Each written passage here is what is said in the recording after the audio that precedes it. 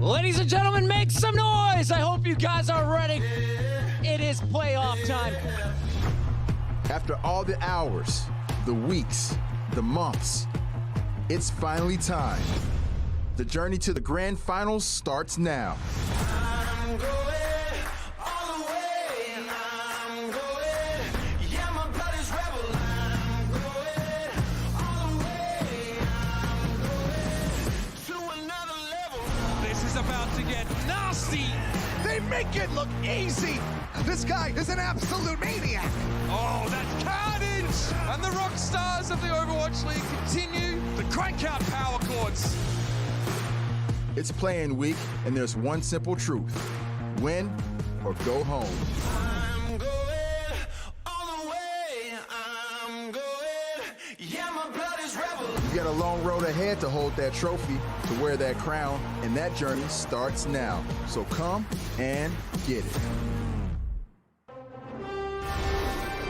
Welcome, ladies and gentlemen. We're live here from the Blizzard Arena in Los Angeles. My name is Sumner, with me is Hex, and we just got to witness one of the longest, most powerful plays. We just witnessed history. It was the first eight map series ever done in the Overwatch League. We thought we were going to come on air about 2 hours ago. This one looked all but done, then all of a sudden Shanghai comes roaring back, and London, one of the most anti-clutch teams we have in this league, at least this year, comes back and clutches it out at the last second, and still a chance for repeat champions in the Overwatch. That's the only story that I've been going through. I don't care if London lose or win, you know, in terms of, I'm not a fan of the team, but I want that story, Hex. The defending champs in the finals, it would be amazing. They've made it through yet another step. They're in the top 8, Spitfire. Now we're going to find out who, between the Dynasty and the Charge, are going up there with them. Yeah, this one should be really good. Of course, we got to see the Charge yesterday take down the Chengdu Hunters in pretty dominant fashion there. That one went 4-1. Dynasty versus Charge. Now, the Dynasty have looked a little bit shaky here and there. The Charge have been absolutely on fire, but we haven't seen the Dynasty in this meta, so that's the wild card. That's the question, right? But we did get to see, Hex, you and I actually got to cast that game yesterday. It was a bit of a heartbreaker for us because we are fans of the Hunters. I'm also a fan of the Charge, though. But, yeah. Look at this Doomfist. Eileen went absolutely dominant. And so one of the big storylines in Stage 4 for the Guangzhou Charge was that it was 2-2-2 lock, and Happy came in and he really crushed. But now the meta has shifted yet again, and so we saw very little of Happy yesterday. It was mostly Eileen and Nero, and Nero put on a performance of his own, but Eileen came up enormous on the Doomfist. Yeah, you got to give it to Eileen, and it always felt like he was coming in clutch as well. So I'm going to be keeping an eye on him. You guys should too, because he feels like the playmaker for this team now. But their opponents, as far as Seoul are concerned, their Stage 4 schedule, fairly balanced actually. They ran into the Shock, you lost that one, okay, fair enough. But they won the games that they had to. Yeah, and some questionable losses there as well, but it was really up and down, and you could never really get a good beat on this Seoul Dynasty team because they were running a whole lot of different players. I mean, we've seen this team swap out entire rosters going through, but they were also reverse swept by this Charge team a little over a month ago now. Well, that's not over a month. Anyway, 8-8, but they lost to this exact Charge team. But they do have a couple of guys in this 2-2-2 meta that could step up huge in Flutta and Fitz. I mean, this is the Sigma meta as well. That's the thing when it comes to looking at these schedules, looking at even the Stage 4 schedule, massive changes going into the playoffs now. We have an additional hero. There have been many rule changes going through. Now ults cost more, so you're going to see fewer of them. These sorts of things are going to impact the players and the teams, and we're already seeing some teams, they're adapting to it. London seem a bit better, even if they struggle against Shanghai there. They do seem like this is a meta that shapes their way. But, you know, as far as Seoul are concerned, you got Flutta. What's the saying, Hex? Flutta is meta. You got the Flutta deadlift as well. And I mean, I really think we're going to see a lot of mirror matches today. I mean, Charge came out yesterday, ran almost exclusively the Pharah and the Doomfist, and that's the style that they want to run. And when you're getting Nero's performance like you got, of course you stick with that. Eileen, then you got players like Hotba. Charge looked very, very good yesterday, but it's against a team that runs kind of wacky stuff, and I really don't know what Seoul's going to run, but I think they'll run the same things. Yeah, it's looking like it's going in. We're starting to see the meta establish itself, but now let's go ahead and get our first team out onto the stage. Let's welcome the Guangzhou Charge.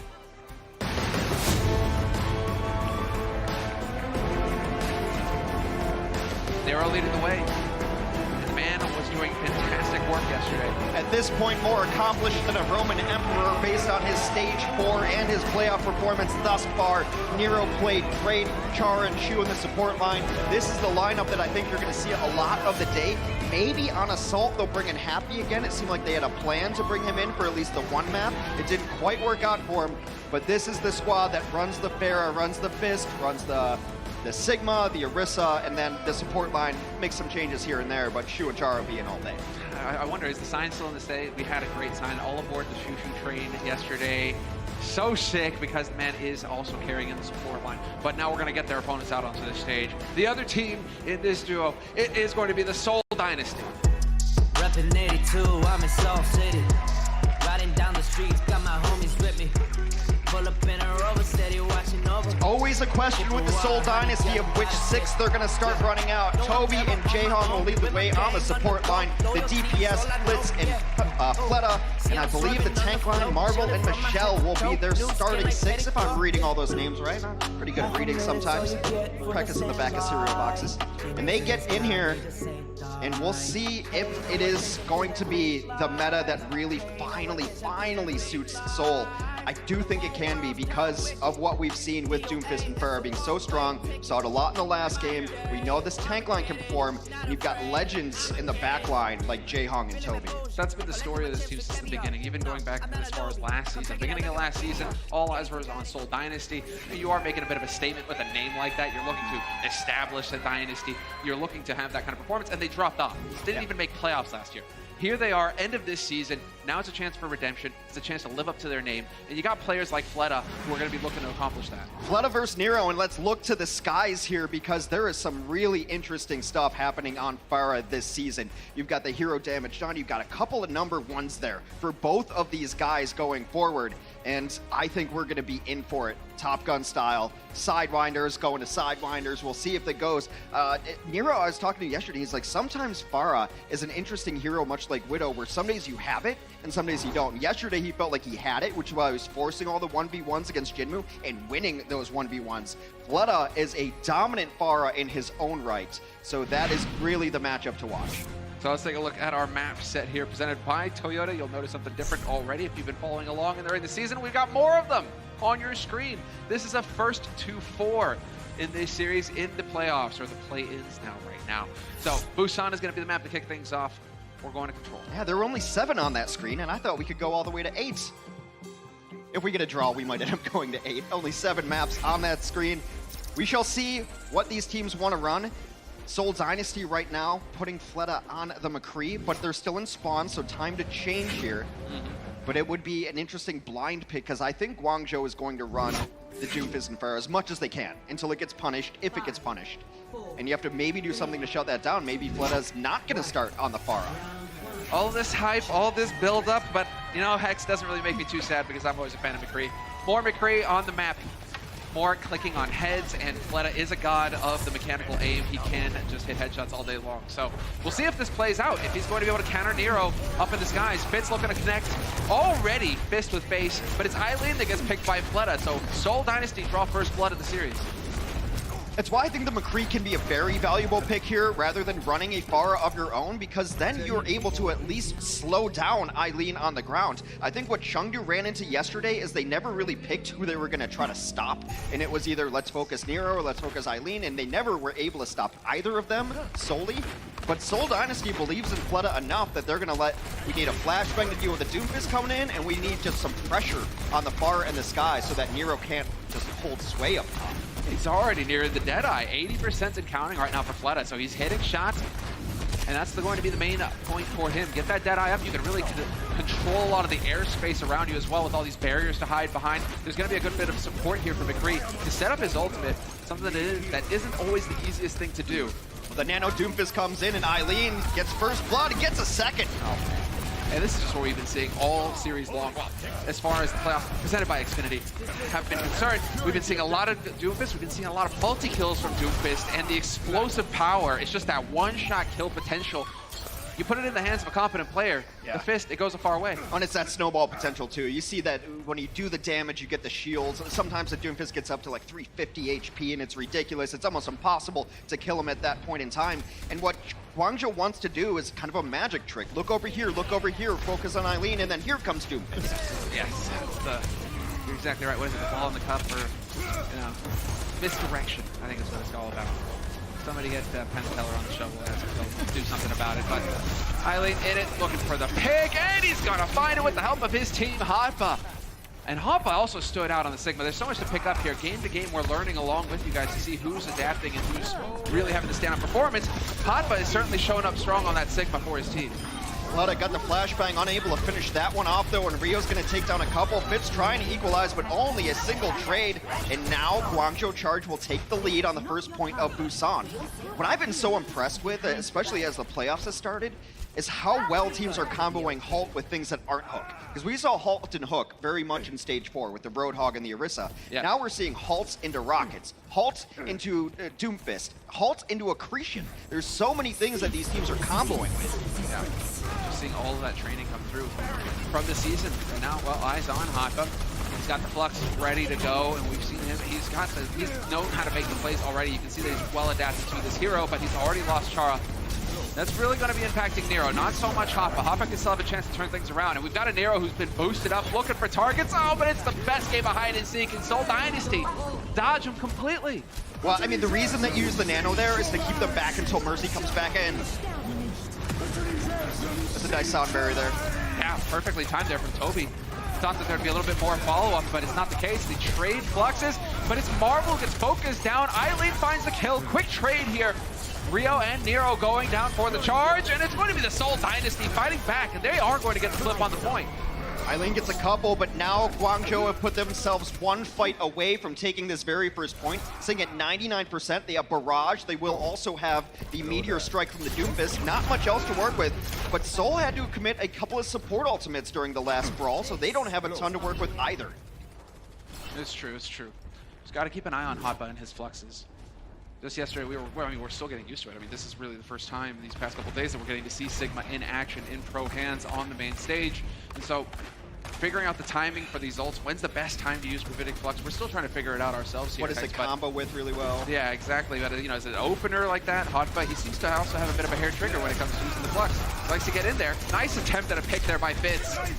Nearly catches him out, but Rio, he's barely surviving. The focus is coming in, and he's going aggro with it. Fitz looking for the follow-up. He's might be able to paste Rio.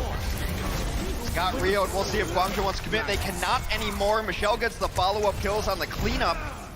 Now at 91%, the question is, can Guangzhou even get back here? Rio has to switch. Rio has to go to Hammond just to get back. A zoning Deadeye, perfect. Yeah, and they just can't kill him fast enough before he finds the kill on Chara. Long distance shots coming in from Shu, but it's just not going to be enough. Still, not quite out of this yet. Never mind, Rio's dead. Nero's dead. He gets no value from the barrage. You were looking for a couple of kills there to turn it around. That could have been the hero play. Instead, Fitz kills himself. It's all over the place right now. Seoul Dynasty losing players. Jaehong got naded, but he barely survives. As the Desperation Barrage was shut down immediately there, and now Guangzhou's just going to be trickling back in, looking for a miracle. But without Eileen to try to bring this back, it's going to be tough. They're getting kills here and there. Yeah, the Charge, they never give up. They never say die. Hotba with 2. This might be it. They can turn it around right here. The Charge still in this fight. It's 99-99. Whoever wins this fight is going to take the first point of this series. Eileen comes in huge and gets a couple of late kills. Unbelievable. It's Hotba who brought that back entirely. It's a small sample size, but coming into today, before the first match happened, Hoppa was absolutely the most deadly of the Sigmas that we've seen. He was outpacing everybody by about 2,000 something damage per 10 minutes. Everyone else sitting around 7,000. Hoppa was like at 9,200. So he's getting it done on that hero. And you saw his interview yesterday. He says, I'm a Sigma now. And he knows it, and he's grinding this guy. Hotba, you can't say enough about his versatility. Going back to last season, this season, what he has provided for the Guangzhou Charge in terms of being able to mix up compositions and the veteran leadership. I know that sounds odd, we're only in our second season, but he's one of the few guys returning to the Overwatch League from 2018. Hotba has been such a great addition for Guangzhou, and they pick it up in the end from some clutch Sigma play. So going into the second point, you got to think King of the Hill here. When we look at these control maps, it's the first team to score 2 points to take the map. And right now, well, Eileen playing it safe, getting out of dodge. That's what you want to do here on the Fist. Don't need to overcommit, don't want to die. It's all about staying alive and keeping that one-shot kill potential up. Trading fist for fist, though. Balanced. All right, it's crazy. No doubt of it. This is a Reaper map for sure, though. Both teams are going to flex onto the Reaper, so Nero gets the first blood out of Michelle. Not over yet, though. Everyone on Soul falling so low, and the Coalescence comes out quickly for Shu. Jaehong wasn't there quite yet. And that's often the difference in these fights, though, is who gets Coalescence first, because you can pop it and it does all that healing, all that damage, and it's just such a position winner. Yeah, weird to see that Jaehong isn't able to get there fast enough. That ends up costing Seoul Dynasty the first control. Charge are going to be the ones in the lead now, and Dynasty are the ones on offense trying to break in. No challenge. Well, there it is, actually. The Coalescence, as soon as it comes online, no hesitation, and Fitz catches Shu out. That's a big kill to kick things off. The Moira Gone is going to severely impact the healing, and a great play from Fitz. Hunts down Hotba, and while the Charge won't have had control for long. Should be about 30 by the time it ends. There's a nice little delay from Chara, but it will be Seoul picking it back up. The Seoul fan hooting. Show them support. What Coalescence is really interesting with the Doomfist because it does force people to back up. You're kind of drawing the line of where they're not going to be. And it pushes them in one direction, and then you see the Doomfist just capitalize on where he knows they're going to have to retreat to. Oh, we had the Flux used as an opener again. Marvel's Flux just comes online. Meteor Strike coming in, and Marvel finds a kill on Nero, so man advantage now for the Seoul Dynasty, and there's Marvel getting the Flux into play. It sets it up for Chara, Hoppa, Eileen. Everybody going down on the side of the Charge. Seoul Dynasty are now in the lead on this second point, 35% and counting. And they've still got ults to use, Hex. Yeah, decent economy still in place for them. Supercharger, Death Blossom, and Sound Barrier. The other side of things not looking too bad, though. Both support ultimates available. So now this one's about execution. You'd much rather be the team in control right now because you can just hold doorways. There's only two good ways to come in. I don't even know if you'd classify either of them as good. Look at this flanking Reaper! So much damage on Rio, and it forces the Sound Barrier and the Coalescence from Shu. Nero, is he going to find an opportunity to go for the Blossom here? Nope. Well, Eileen's the one to take Flood out, so that's one Reaper dead. And the rest of them follow on the side of Seoul. The flip comes through for Charge. 68% for Seoul Dynasty on the board. The flanking Reaper is a really interesting idea, but the problem is you have no damage up front to dissuade the rest of Guangzhou from coming in, so they won the fight at the door with 2 early kills. And then if the Reaper doesn't pick up those next couple of kills, you're in trouble, so the flank does get no value. Bongos are in now. And now it's going to be the opening here for Seoul Dynasty. That additional damage making the difference. They're going to be able to beam down these players on the Charge. The Charge not really going to throw anything into this. You got Hotba, he's going to die with the Flux. Nero went down with the Blossom. They're going to hold on to those ults for the next fight. And Seoul Dynasty, man, very quick work here on their side. They're putting the pressure back on the Charge. That first point was not one-sided in any way. So in our first match, we saw a combination of Gravitic Flux and the Doomfist Meteor Strike to time it perfectly. That's going to be online. That option's available for Guangzhou. I wonder if you could time it to throw people down into a Death Blossom. Oh, that would be sick. Hold them up and then chuck them down. That would be so much burst. See if it happens. There's the Flux over the top. Catches 3, sets it up. Down they go, and Eileen's there for the cleanup. Works out perfectly. Once again, the communication here on the side of the Charge between Hoppa and Eileen, it's been stellar. Eileen does die late, but it doesn't really matter. The Charge will take this one back. And that was a great angle to see that fight because you saw the Grav Flux and you saw the Doomfist come flying in, ready for them to be dropped down. Easy pickings to combo out everybody on the ground. You're right. It's like you get a third-person camera every time he goes for that ult. You know, That's hey, awesome. Show us everything. Really sick to see. And Nero right now on the Reaper. Yep, aware of it. Sees Fleta coming through, puts the pressure on him immediately, wants to force it. Yep, gets that shade out. And now, well, Seoul Dynasty. So far, they haven't given up anybody, but at this point, they can't afford to. Guangzhou's thrilled to let this fight take a long time to materialize. Now we're down to the last fight. Whoever wins this one will win this round of Busan and perhaps the map if we're Guangzhou. Blossom thrown in now. Nero trying to make the play. He goes down. Jaehong there to beam him. Now you get the Meteor Strike through as well. Fitz, he's got no way out. He has to get some kind of value here. Good support coming in from his teammates, and the Sound Barrier gets thrown in as well by Toby. Nice delay there. Really trying to churn it around here on the Charge. 2 kills for the Seoul, and there's a third, and it's a wipe. Seoul Dynasty gonna tie it up. A later and more impactful Sound Barrier by Toby was the tail of that fight. Chara forced to use it early. Seoul just kited around a second, waited for it to dissipate, re-engaged with their own Sound Barrier shields, and that's just a fight you're almost never going to win against the Charge when guys have just 150% the HP you do. Toby looking focused right now. I like that on the side of the Seoul Dynasty. They're here to play, they're here to win. Charge looking a little calm on their side of the stage. Not out of this by any means, of course. This is the first map, but we're tied up 1-1. This is the final point here to decide who will take the lead in the series. And, well, looking like more Reaper. This is a Widow map, potentially, but we really haven't seen much Widow. We saw a little bit of it yesterday late. Diem played a little bit of it. You can find the angles here. I remember, I think Baby Bay played a little bit of Widow on this map previous to this playoff meta. Yeah, exactly. Previous to the meta, that was the thing. So now, yeah, with 2 barriers, it can be very difficult to find the angle for even hitting tanks. Let's see.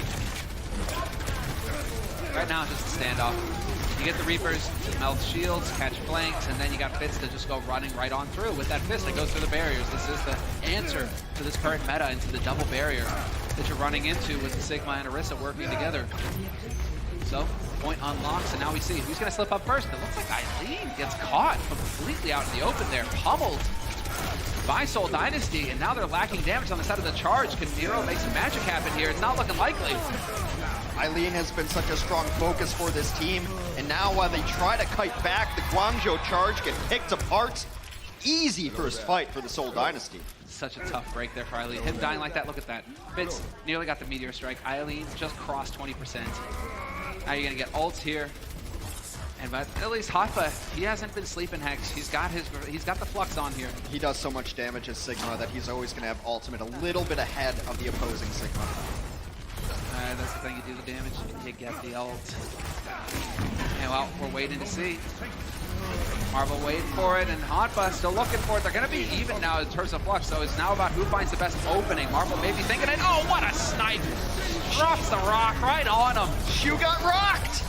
Oh, and Rio and Shu, well, Shu died, but Rio gets flattened. Marvel gets rid of Hotba the old-fashioned way. Oh, snipe! From downtown, gets Nero from a mile away.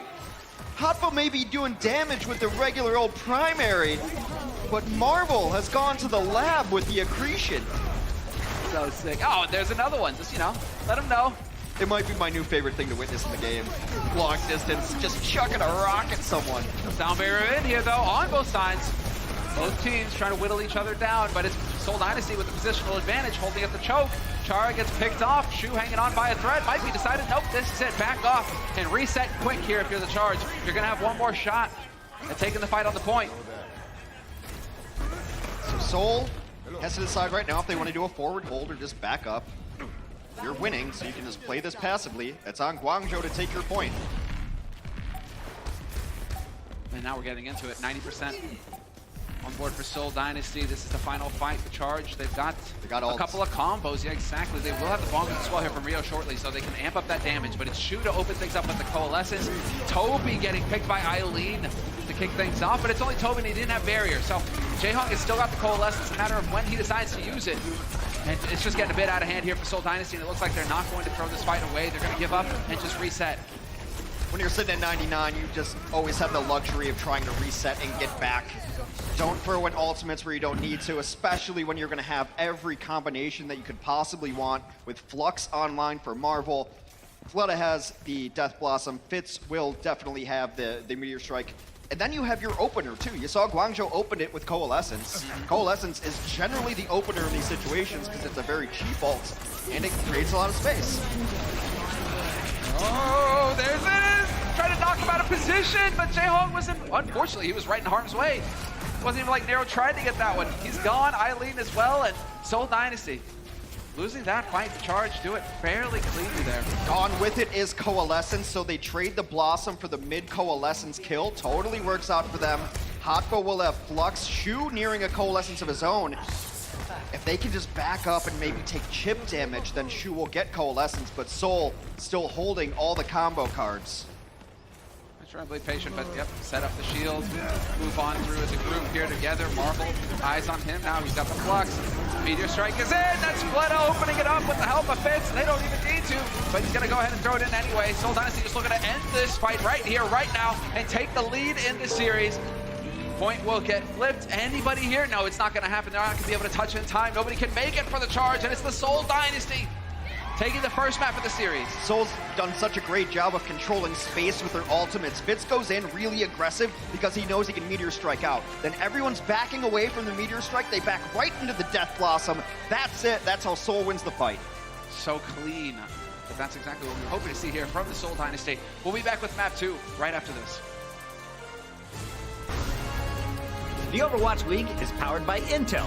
Game, record, stream without compromise on Intel Core i7. And by Omen, the official PC and display of the Overwatch League.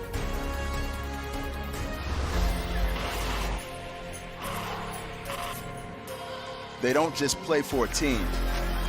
They play for every fan, every rival, every moment, every match. And when everyone watching expects the best, they perform with the best.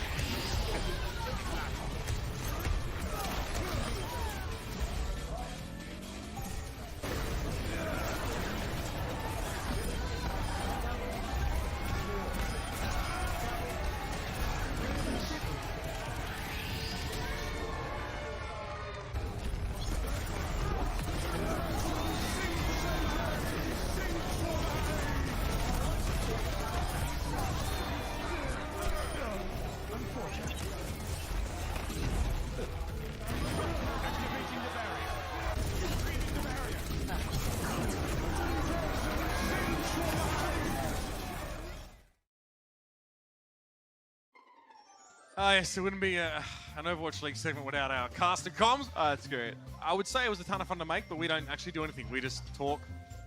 We're at a homestand, and I love it. KitKat Rivalry Weekend has been great. Yeah, the homestands where the memes live. Guys, we did it. We're here. It's the last week. It's hot. It's hot. Yeah. We're outside. How's it feel to be outside? I ain't built for Nice. this. I don't even remember what the sun looks like, to be honest. We've spent a lot of time in an arena. You know, that's like how the proper way to eat a Kit Kat, you know, is to obviously like do this. No. No, I think you're supposed to. He's getting booed by the fans. You ain't a rapper, and I'm the animal. Because they got in their own heads about how to deal with the AKM Oh, Sparrow. those guys are hyped behind you. Huh? I'm sorry, the scream behind you. They were so excited. They're loving it. They're loving They it. were so I got a excited. crowd just waiting on my every word. One of them's taking a bath today, Hex, and it's not a cup of milk. Do you bathe in milk? What? It's good for the skin. All right, so if there's one thing I'm 1,000,000% confident in today, Okay. it's the fact that an LA team's going to win.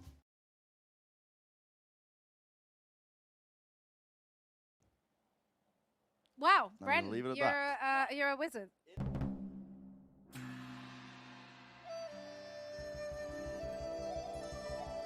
Sometimes the hidden hog is the deadliest.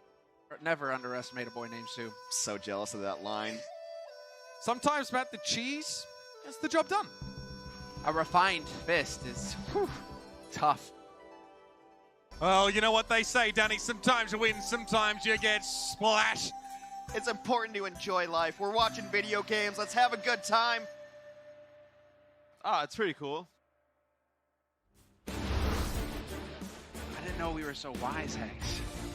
We're not. The factual thing is that we are not. No. But I mean, I'm still amazed that they're able to get anything out of what we say off cam. Yeah. Because, you know, well, We'll do the unvarnished one of these days. Casters After Dark. Coming It's soon. gonna happen.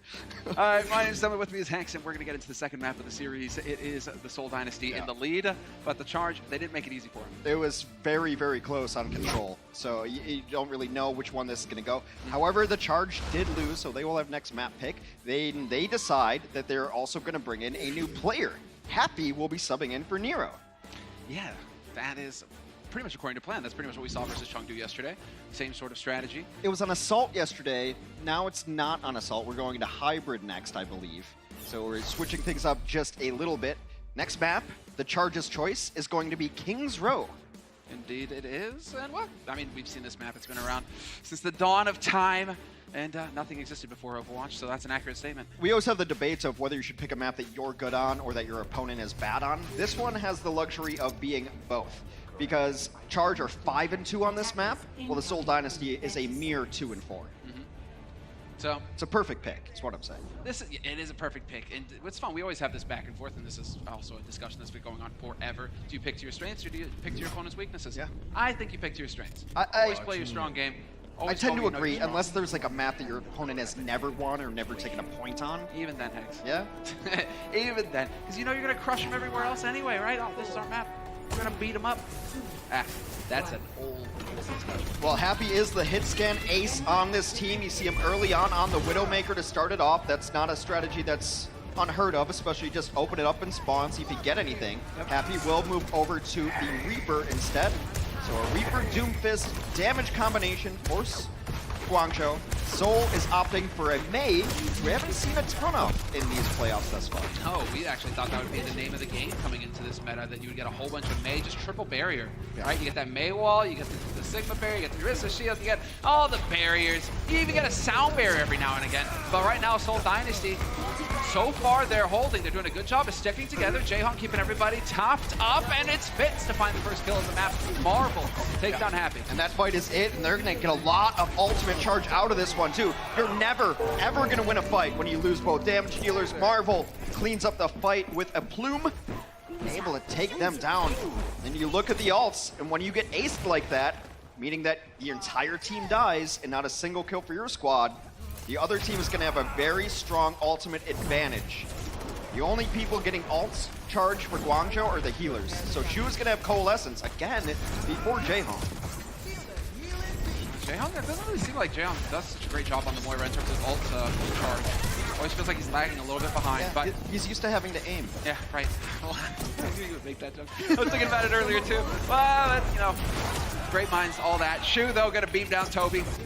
And so far, Seoul Dynasty, they're fighting back. Fitz, doesn't matter, he gets the dead eye, he's a dead man, and the Charge is running right through the defense. It's going to be the Charge taking over the first point and unlocking the payload. Two very early kills, and then the Seoul Dynasty had to rotate through the hotel. It's not an ideal place, especially when a Moira orb can come through. The only thing that can negate a Moira orb is a D.Va, which we see, you know, scattered into these compositions, but not one on the field here. So they go in there, take a ton of damage. Moira gets the cleanup there. Shu, again, it's very much because he got Coalescence first. They're able to open up with that Coalescence. It creates a lot of space. It's a good ult, decent ult, but it also charges ridiculously fast. So you have no problem just chucking it in there. Most Moiras, the moment they get Coalescence, if there's a fight going on or there's a chance they need to use it to win, they will just hit it. I'm going to keep an eye on Flooded now because we need to see that Blizzard come in here to get value for this Fade pick. They're lacking that burst potential, but he's going to pick up the first one. That was a nice wall to block off Happy from the rest of his team, and that's going to open it up here for a one fight on the side of Seoul Dynasty. But that's where you're kind of giving it up. You're getting a bit more control with the Mei because you're slowing them down, you're getting another wall, but then you don't have the fist-to-face potential where you just get to wipe somebody out. So, but this is a great spot to be on this Mei preemptively because this is one of the hardest chokes to break through. You can't really send people to the high ground. That's a last resort. That's if you get blocked at this archway a couple times. And that Mei wall is going to come up, so you're going to get bisected so many times trying to get in here. Char's going to have to speed boost them and hold on to this Blizzard. Yeah, just ults everywhere now. It's just going to turn into a fiesta. Would this choke be a rear naked or a like, which is it? Which is harder to get out of? And so far, the Charge, they're struggling. They're struggling mightily Hex. They're hitting the arms. Can't quite break out of it, though. Seoul Dynasty, they're cranking back. They got the knee at the spine, and they're not letting go. Everybody hits their ultimates that had him. Rio's gonna get Supercharger. We'll see if he drops it down. Just try to keep him alive. Meanwhile, Coalescence coming out from the other side. The flanking Sigma. It's a thing. All of a sudden you're getting stuns coming out of nowhere. He's just cranking away. Marvel doing a great job here on the Sigma, starting to come into his own. Here, take that. I mean, you can see it. You see it a lot of times at very high level of ladder play as well, that you'll have 5 people and then let Sigma do whatever. Because his kit is so complete, he's got a shield that he can dance back and forth in. If someone gets up on him, he's got the absorb ability to be able to negate all that damage and get himself some more shields. So Sigma can take those risks on the flanks. And almost every ultimate used, but Guangzhou comes up empty. You even get to Blossom on the wrong side of the wall. No, they caught 2. They will continue to hold. Ooh, that was Marvel throwing in the flux, though. A bit much, perhaps. The damage had been dealt already. He may want that one back. We'll see. Yeah, I mean, the real question I have is, what is that melody? I love the voice lines for Sigma. It's so good. The voice, I haven't got them all yet. Well, You still just gush about the opening video for him, the announcement teaser. it is one of the best pieces of artwork that Blizzard has ever made, in my opinion. It got dark. You know my taste. It got real dark, yeah. You kind of knew that it was coming. You kind of knew that you'd be loving it. Oh, eventually they'll go through the wall. And eventually, no, doesn't connect with anybody. Does still, no, freeze! What is that? The timing from Fleta! The save! Guangzhou struggling to make any progress here, and that's why I love this Mei pick preemptively. It's very difficult to hold first point on King's Row in this meta particularly, because eventually the other team's going to be able to get their barriers and their ultimates online for you. So to preemptively have the Mei ready for this hold right here, this seems like the set strategy for Seoul. Oh, look at this, though. Eileen has to switch to Spectra. Oh, there's the wall going up, and it's no fear from him. He's just charging straight on in, looking for that back line, looking for the squishies. Might be able to catch him, too, and yep, Rio goes down. Eileen as well, and Eileen actually had made the change for the sim, maybe trying to get some TP shenanigans in here, trying to get through that choke point. It's so that you can actually get through here. It's why you see sim in a lot of assault maps too, so you can actually break through some of the most difficult chokes in the game. This is it for Guangzhou. You're at 40 seconds, and he made no progress past first point. Both support ultimates up. Maybe you can teleport in, Death Blossom, Sound Barrier. You gotta use everything here. Yep, and just all in chaos. Let's go. Maywell is there defensively from the Seoul Dynasty. Fitz has still got his Blossom ready, and Marvel can stabilize as well. They've just traded places at this point, but there it is. The flux thrown in. Do they find a pick? No, Chara's able to get his sound barrier off in time. Still a lot of pressure getting poured in here on the Charge, and Seoul Dynasty are still hanging in this. Fitz bopped out of the way, but that's still a lot of damage going in with the Blossom. 2 kills for the Seoul Dynasty, and the Charge, despite their teleporting antics, are not able to break the defense. Seoul did a great job of recognizing the ultimate they had to deny, and it happened to be Shu. He was using Coalescence, but they all filtered him out. Shu was on the other side of the archway while his team was in there fighting because Seoul boxed him out. Victory, Blizzard, right there. Sick, sick work there. You got to give it to them. Seoul Dynasty, they've shown up to play today, Hex. We're wondering, we got to see the Charge play. We have a kind of idea of what they're capable of versus the Hunters. A bit of a scrappy team on the side of the Hunters. But the Seoul Dynasty, they're looking clean today. They know what they're about here in the play-ins presented by Xfinity. And so we will be taking a quick break. And when we come back, we will see what the Charge are capable of on the defense. Coca-Cola is the official refreshment of the Overwatch League.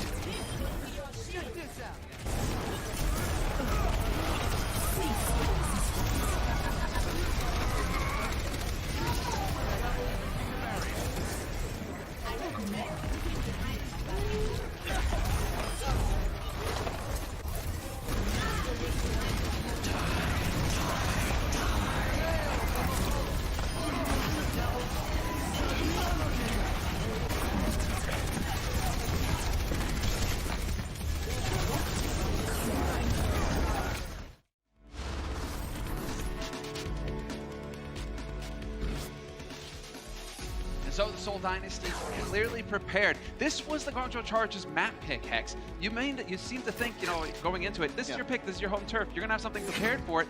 It turns out it's the Seoul Dynasty who are looking better on London. Yeah, they definitely had a better strategy there, the preemptive May to be able to hold at that archway, because I think that's one of the better chokes on King's Row. If you lose that control, then where are you really going to hold in streets again? And you got to hold those corners. Not great. You're giving up some high ground. Look, the Seoul Dynasty team, when franchises were announced, we're like, of course Seoul's going to be the Dynasty.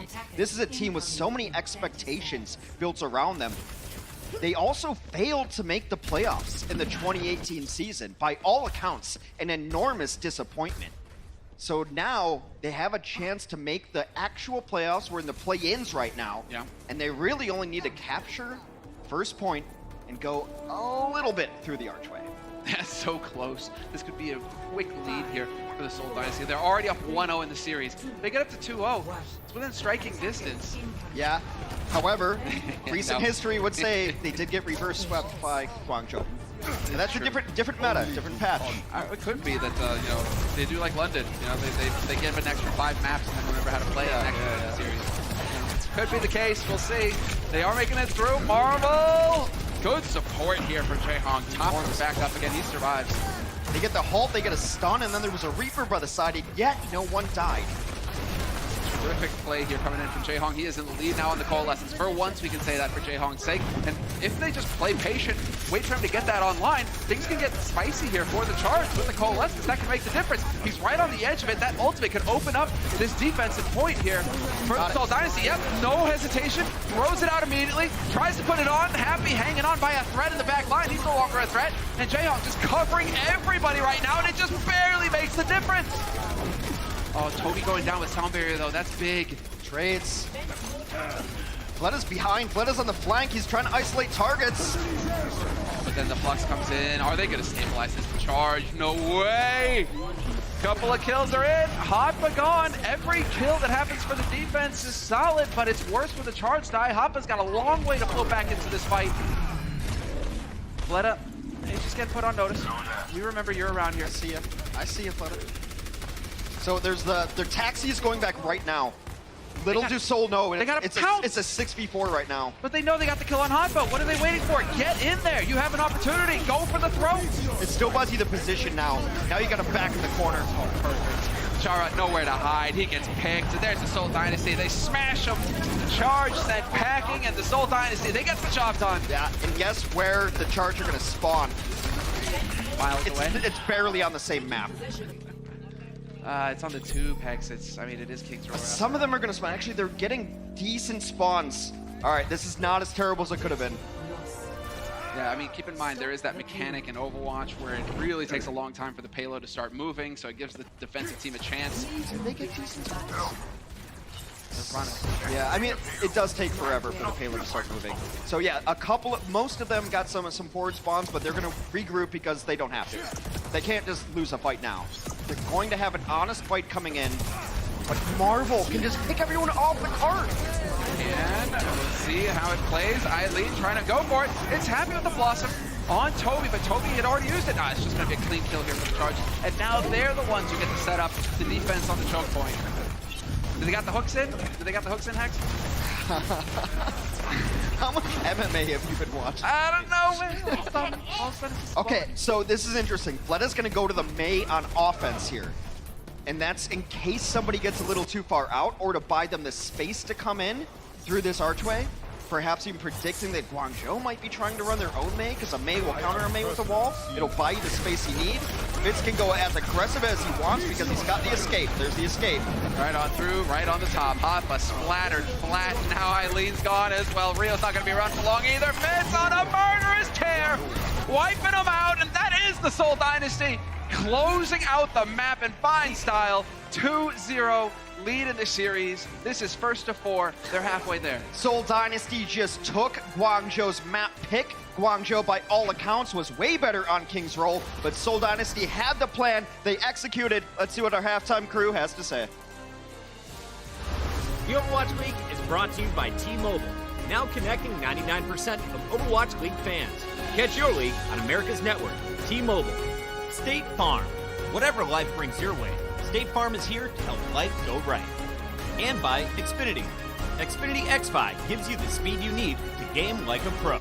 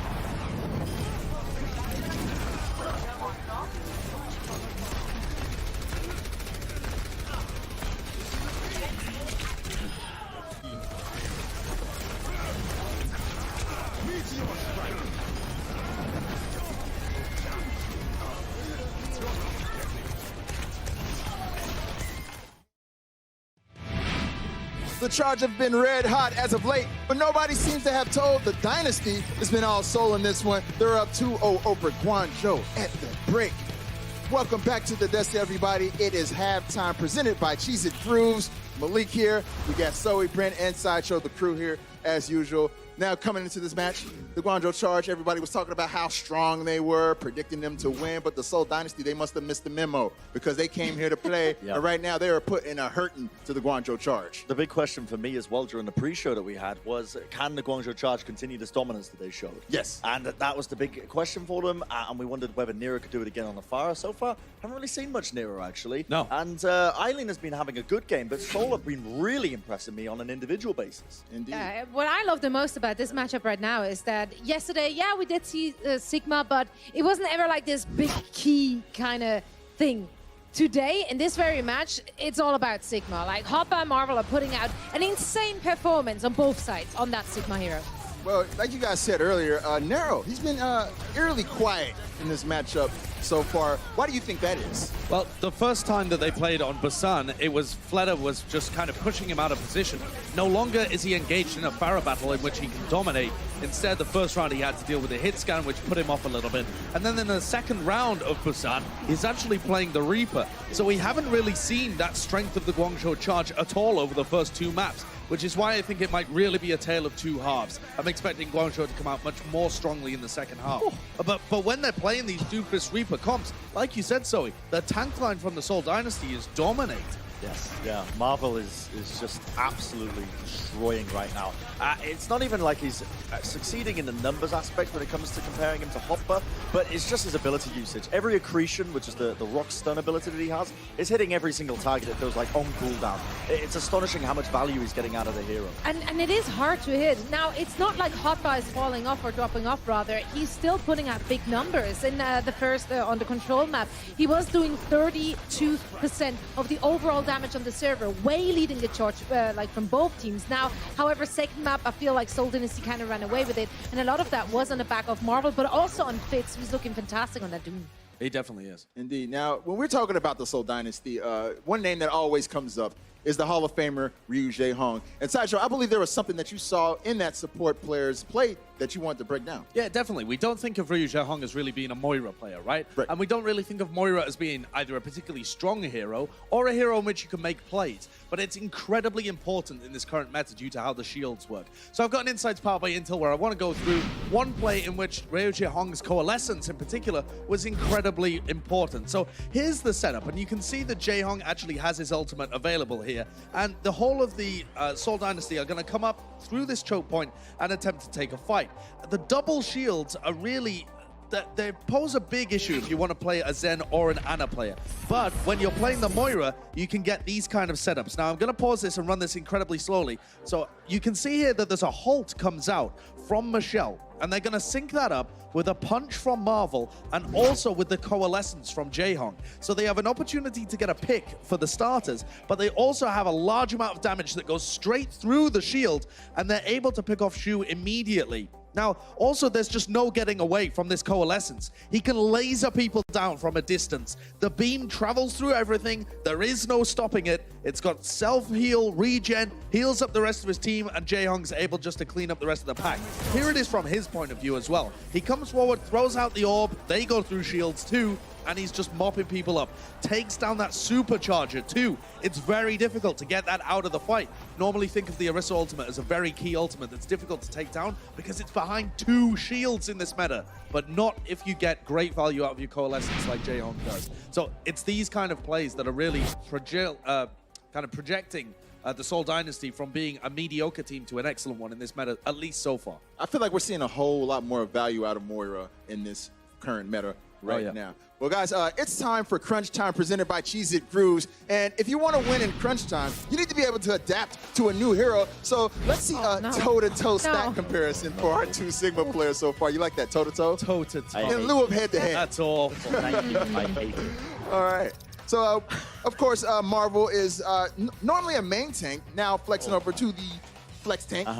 Sigma, how's he been doing in comparison? You can definitely tell that Hopper's got his mechanics down with his main primary fire, right? Yeah. The orbs are hitting a lot of targets, but it's Marvel who's excelling with his cooldown, with the rest of his kit. The accretion kills being the most important one, because not only is he securing kills with them, he's also casting a lot of the ultimates as well. Coalescence, Josh just did a fantastic Insights powered by Intel. You'll get it. On the Coalescence, thank you very much. That's why you Not do it. my job or anything. But that can just completely be cancelled as well by a well-placed accretion like you're seeing here. And it's absolutely imperative that these teams are able to really get maximum value out of that one ability, because it just adds one more stun that they can really use to set up kills like this that Eileen's getting on the side. So having a good Sigma player is going to be critical in doing well in the playoffs. I've been very impressed with Marvel. Yeah, same. But I've also been very impressed with what we've seen from Hopper. I don't think that if anything goes wrong here, I do not think that either of those players is to blame. I do think that it is specifically the DPS heroes who have to step it up a little bit to get that value out of the Sigma's kit. It's very interesting as well how teams are deciding who wants to pick up the Sigma. We saw the London Spitfire try some approaches where it was the Sigma playing alongside the Diva as well, and the Zarya, so we'll see if that continues. Indeed. Well, that was Crunch Time presented by Cheez-It Grooves. And we got another half that we're getting ready to jump into. But before we do that, I would like to know from you guys' perspective, what can the Guangzhou Charge do to get back into this matchup? Right now, they look like they're getting pretty much outplayed by the Seoul Dynasty. Yeah, I feel like Nero needs to come alive. They need to either put him in a position where he can actually, execute what they usually did to get those crucial first picks, or he needs to maybe simply switch onto another hero. Maybe they do have to reconsider playing the Mei again. Yeah, it feels like the Charge are trying to basically play Seoul's game plan. They're trying to mirror them in that. Is what they feel. Is what it feels like they're trying to do in terms of the Reaper and whatnot. But that's not really where their kid excels, because Fitz is playing out of his mind on Seoul Dynasty. I think shutting down Fitz is going to be a major key moving forwards, actually, for these teams, or for Seoul, really, to try and prevent them from getting away with any much more momentum. Get Nero on Pharah, you're going to destroy. Pick maps that suit Nero on Pharah and go forward with that hero. It's what won you the game previously. It's what has the opportunity to win you the game today. Stop playing Seoul's game. Sacha, real quick, Anubis or Hanamura? I would go for Hanamura, definitely. Hanamura? Gives you so much more options. All right. Well, I'm going to go with Horizon. Oh, okay. Yeah. All right. Horizon's also Brent throwing a little monkey wrench in there. I like it. Well, guys, we got another stretch of this match coming up in just a bit. The Seoul Dynasty up 2-0. We'll see if Guangzhou can get back into this match on the other side. The Overwatch League is brought to you by Cheez-It Grooves. Deep flavor, deep crunch. It's a mind crunch.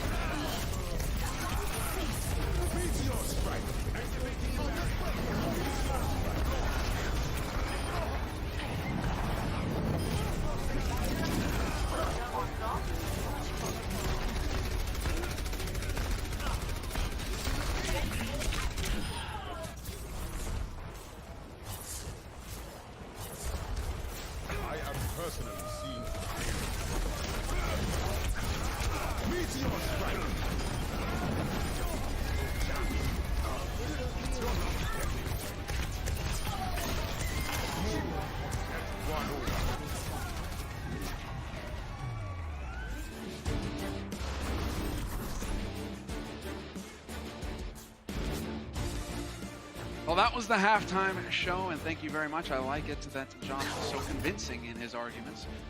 Where's Nero? Where's Nero Hex? Nero's not in. Happy's in right now. Yeah. It's Happy and Eileen. I think they want Happy to play the Reaper over Nero. I think that's the pick, and also if they do want to run Widowmaker or something like that. But based off the performance yesterday, which was largely Nero being in the sky and doing all the damage and being a problem up top, opened things up for Eileen on the ground. It was the 1-2 punch, and rarely do you have two guys that caliber of damage dealer on a squad. It looks like Seoul has it right now. They've got that figured out. They're going for it. They're sticking to their guns there. But it's odd, and so Nero is not coming in. There's no substitutions. Happy's going to be on this. So now the question is, what is the map choice? Because they just chose King's Row, which by the books, Charge had a better record on. Should have been a better team on. Seoul just took it away immediately. It was a pretty one-sided map, to be dead honest about it. And so now Charge have to find out what's their next map to play. Are they really playing to their strengths? Look, no one loves Happy more than I do. This is well documented. There's hundreds of hours of footage of me talking about how great of a player I think Happy is. Do I think his kit suits this meta? I do not. No. Am I going to keep asking myself questions and answer them? I will. Well, keep going, Hex. What? Am I a little bit surprised that it's Horizon Lunar Colony? Yes, I am. Now that is, I'll go ahead and ask you a question then. Go ahead and tell us why are you surprised that it's a Horizon Lunar Colony? Well, because I think there's other maps you can play that would allow Nero to play the Pharah. Yeah, I mean, you could go to Hanamura, and you could at least play Pharah on A. You could come up over top. But Lunar Colony, not the greatest Pharah map, but I mean, I guess that's why Nero's not in. Also, they brought in Happy yesterday to play specifically Horizon Lunar Colony, and that was the one map they lost. Yeah, they got blown up. Yeah, he played Ashe, he played a Reaper. It was interesting stuff. I don't necessarily blame Happy for these things, but it wasn't great for them, and now they're coming back to Lunar Colony. Again, this was the Guangzhou Charge map pick. Yes, loser picks in this current format right now. We're first to 4, no longer first to 3 in the play-ins. But it is also the case that the loser team picks losing team. No, picks the next map. That was a little harsh. I was a little bit harsh. Come on, Charge. I gotta get rid of that victim mentality and start getting some victor mentality going here. I wonder what the coaches had to say. That is also a trend that we've been seeing so far with this match through the plays of Xfinity, is that when they get to go and have that halftime break, this is when the players get to interact with their coaches. And we have seen teams that were down 2-0, all of a sudden they start showing some fight, all of a sudden they're starting to correct some of those errors. So, curious to see how that plays out here. Well, Guangzhou makes the first part of the map done. On these assault maps, you have to fight just to get into a position to fight. But they get in with no losses. Happy's got to be a little careful. No death so far. That's good. That's why the Soul Dynasty are concerned. Whoa, I just about cursed bits. Just about. But he gets out alive. A nice halt is going to pull people off of the high ground, take away that position immediately. Well played there by Rio. Nice attempt at a pounce there. They do take Michelle eventually. Toby also caught out in the open. Not going to help things here for the Seoul Dynasty, but the Seoul Dynasty, turns out they still have a barrier to hide behind. Sigma is still alive. Jaehong takes out Hotba as well. Things could get a little dicey here for the Charge on the push if the Dynasty play this well, but we've lost Jaehong, and that's a lot of your throughput gone by the wayside. Another barrier comes in from both sides. Both doors blocked by barriers, but it does seem like Guangzhou should be able to finish this one up as Eileen gets bits. Marvel will fall after. And already a much better looking map for Guangzhou than yesterday against Chengdu. I don't necessarily think when you're getting into these sorts of scenarios, you know, play-ins, presented by Xfinity, playoffs, you know, it is really turning into a crisis of confidence for teams. I think that's going to be the thing. It's not so much an individual level. These guys, they're all top-level elite performers. But do they believe in themselves? Who actually controls the momentum in the match? Who has the confidence right now to know to get the job done and to get that win? So right now, the Charge first two maps didn't look like they had it, but that was a solid first point they picked up. And now they've got 4 minutes 50 to collect the second point possible here on this map. This next push is going to be very difficult for the Guangzhou Charge, mostly because Fitz that we see. He's got EMP ready. He's ready to drop it. There it goes. Everybody hacked. Everyone ability lists. Sans abilities. Yes, and it's just, you know, no fun allowed. Get out of here. Hotba will be able to dodge back out. Looks like, hey, Marvel gonna go aggressive here. Hoping perhaps to catch a stagger. Looking for it. Why not? Don't want to cost it too much. I mean, he is going to respawn right on the point pretty much, so why he is kind of taking these risks. But Happy gets walled off from his team. That's going to delay things further here for the Charge.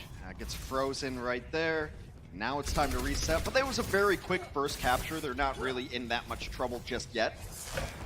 So Guangzhou resets, taking account of their ultimates, only a Death Blossom to go. And Fitz, after he used the EMP, just gonna switch onto the Doomfist instead. Soul right now an embarrassment of riches and ultimates, so Guangzhou can slow push this and start matching the ultimate economy. They're very close in a lot of these. Right, you see all those glowing check marks, those ultimate abilities. Well, you got Jaehong going for the boost. Fleta decides now it's time to Blizzard, and Rio, he's hanging on by a thread. Nice barriers, but oh, he does go down in the end. And while you lost Eileen as well in the mix, Hanfa, he's sent back to spawn, and it is going to be the Charge getting sent packing. Another minute's going to be burnt off the clock here. The Seoul Dynasty feels like they're starting to hit their stride here on the second point defense. That's actually not terrible for Guangzhou, because if you look at it, they were nearing ultimates when Seoul was using the Blizzard on them, so now they're going to have nearly every ultimate except for the sound barrier. You could open with Coalescence. We always talk about it. Opening with Coalescence is great. They hit it on the halftime. It goes through the barriers. It creates all the positioning. You can't just sit behind barriers and wait. Their Supercharger's going to come out. Yeah, oh, and Eileen, perfect way to open it up. Fitz is gone. Toby with the sound barrier, though. Trying to keep his team up, and it is working so far. Shu has to stay alive. He needs to be here to provide the healing for his team as Eileen flattens Michelle. Big kills coming in here for the Charge. They can make all the difference. Jaehong caught it out in the open. Happy finding two, and that should be the Seoul Dynasty. The defense has finally been cracked here, Hex. Able to get it through, even though there was a nice accretion on his shoe during his ultimate. It is the ultimate ability and usage from the Guangzhou Charge that brings it through, and it just happened that they worked on their bank. They knew they weren't going to win that one fight, banked up 5 ultimates, and ultimates, even though they charge slower, still very, very good abilities. Second half of HLC right after this. Coca-Cola is the official refreshment of the Overwatch League.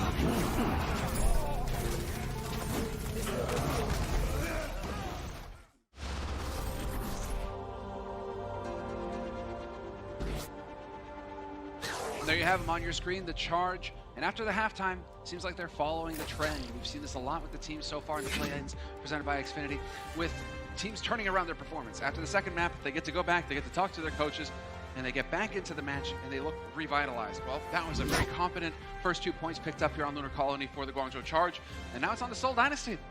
What are they going to do? Happy did his job there. You see him on the screen, and we were questioning it because Nero had such a good performance yesterday. But Happy had 7 final blows there. Got everything done that he needed. Some good Death Blossom kills as well. Yeah, and guys, this is the thing. I hate to break it to you, but the grand finals are sold out. Philadelphia, that's it. Sold out arena. No more tickets left. But if you want to come and watch the playoffs presented by Xfinity live here in the Blizzard Arena, you can get them. Go check out the tickets, axs.com/OWL, and get some tickets. Come and watch us with us here live. And I'm a bit forlorn as we will be bidding farewell to the Blizzard Arena. Only a couple weeks left. This has been our home for so many weeks over the last couple of years. Yeah. Come by, check it out. See one of the best LCD screens in the entire world. One of the best stages in the entire world. Hands down, you're right. So good. Now we go. What do we got in store for us here? Hey, we've seen how effective this strategy can be on this map. You get the teleporter down, right across the open ground, and straight up looking for the fight. No hesitation whatsoever here on the side of Seoul Dynasty. Hoping to pull a fast one on the Charge. And Charge are running the similar strategy to what we saw yesterday versus the Hunters. Yeah. They've got Happy on Ash. Eileen gets called out though, caught out rather, and eliminated very early. So Happy's got to get some work done on this Ash if they want any chance. A big anti opens things up, a huge anti from Shu. Yeah, Vince is gone. That's a lot of damage. Pressure's gone. But they're trading it back, and Shu dying isn't going to help things, but Happy's out in the open. Full shots right to the face, and he's making life difficult here for the Seoul Dynasty. Who is contesting on the point right now? It looks like it's Eileen who's got that body on there, but he's gone, and now the Seoul Dynasty, very quick first take on the point. 6 minutes in the bank to work with. It's got to be something that Seoul saw yesterday, because Chengdu did that exact same strategy against Guangzhou. So that's the benefit of being a higher seed. You get to get the game tape on a team in a new patch. And you can see how they play on the maps, and Seoul takes advantage of it. Yeah, it's true. That is actually a very good point to make. Information is invaluable. And so now the Charge have got a lot of work ahead of them.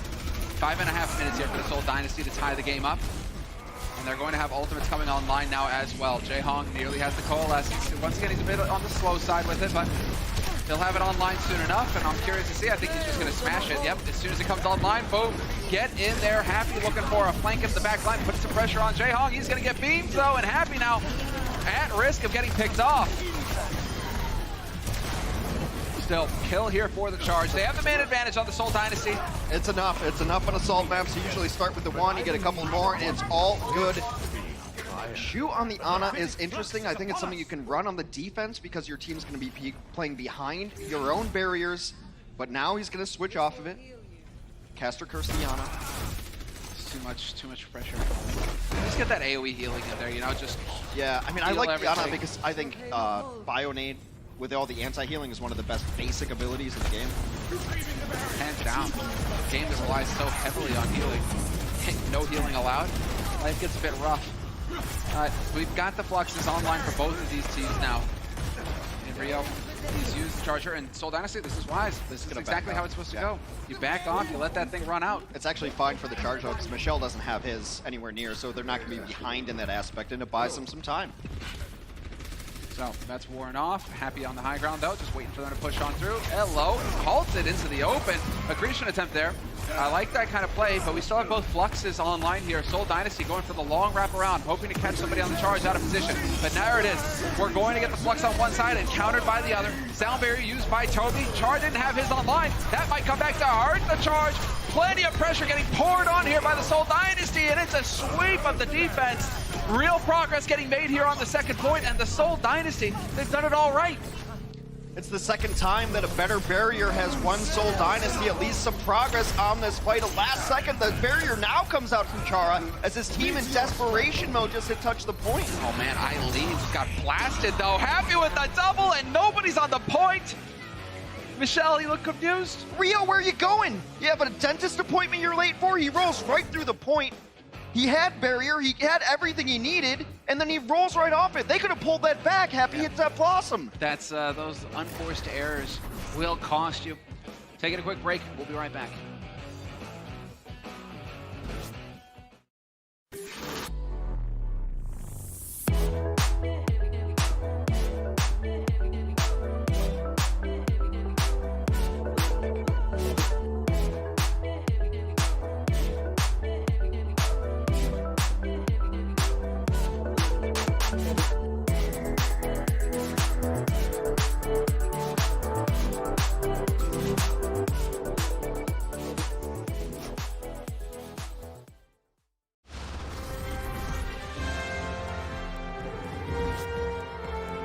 So we just witnessed a Charlie Niner. But it happens. Unforced errors. These are the kinds of things that can potentially cost you. And that was a very quick take because of it for Seoul Dynasty. 2-2.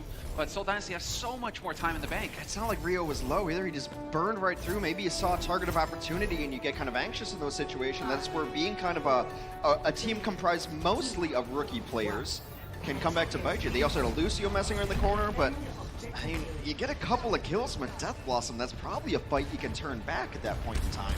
100%. Anyway, moving on, we do have another half to go here on Horizon Lunar Colony.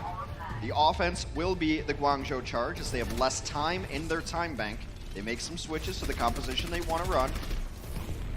And Fleta is on the Mei. Great stall hero for this situation. Exactly. See how effective it was on King's Row. Seoul Dynasty, they're clearly comfortable with this strategy. And the Charge are going to be able to make their way through. A little bit of damage here from Marvel, just letting them know he's hanging around here, no worries at all.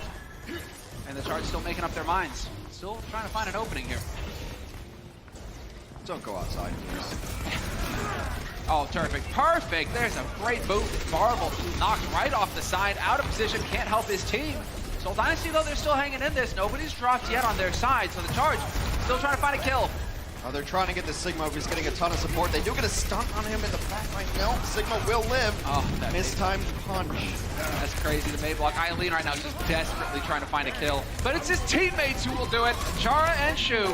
Finally, it works out here for the Charge. Eventually, something had to give, and it turns out it's the Seoul Dynasty's backs. It comes from that initial knockoff of Marvel on the high ground. That means they have one less barrier up top, which means you can't fight up top. And they all have to leave, and then a couple people get isolated trying to peel for Marvel, trying to keep him alive, and so they get those first two kills on the Marvel and Fleta, and that's it. I mean, you can't fight 4v6 in Overwatch for the most part unless you have these crazy carries. Not gonna happen. So 3 points thus far for Guangzhou Charge, and they've got a minute to go. A minute should get them one Coalescence to open. Both sides have it. Yeah, both sides have it this time, Jaehong. But look at this. There to manage. Hotba's got the Flux, and Marvel so far away. Marvel almost dead. Oh, barely lives. There it is. Oh, crap. So many on the side of Seoul as well. Terrific damage going out onto the defense now. Seoul Dynasty already down a man. That's not going to help things. Marvel, that's putting him even further behind on the Flux. Fleta's got to live. Fleta's got Blizzard. Oh, Fleta almost had Blizzard. This might be it. 2 ticks, looking for a third here. It is entirely possible for the Charge to just steamroll them, and they do just that. Toby barrier solo to try to just buy some time, get on the point, gets knocked back, gets stunned off the point, and the Charge, with only a couple minutes in their bank to open that up, get another 2 points, and they still have time in their bank. They still have time in the bank. That's unreal. They started that with what? It looked like 2 minutes 36, something along those like lines. that, yeah. So I mean, you know, they got 40 seconds in the bank still, 41 to be precise.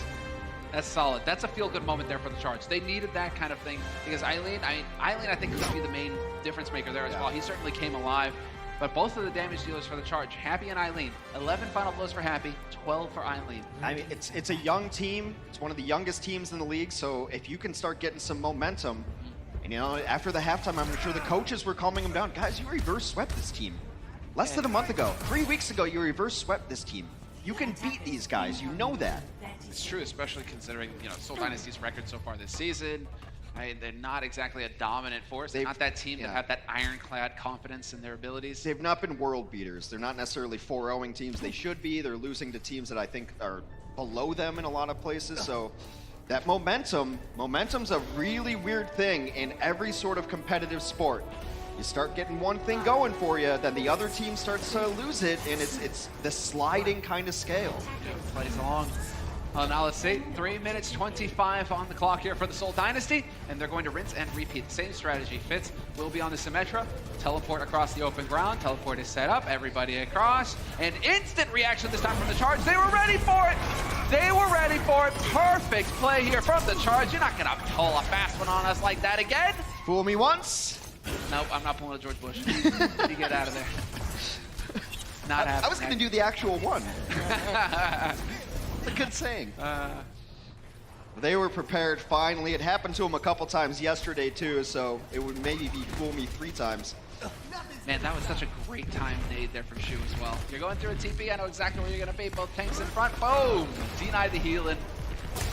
So tough. Oh, well, this also forces Seoul onto a different composition too. Seoul off of the teleporter strategy. Gonna go over to the Doom and Reaper.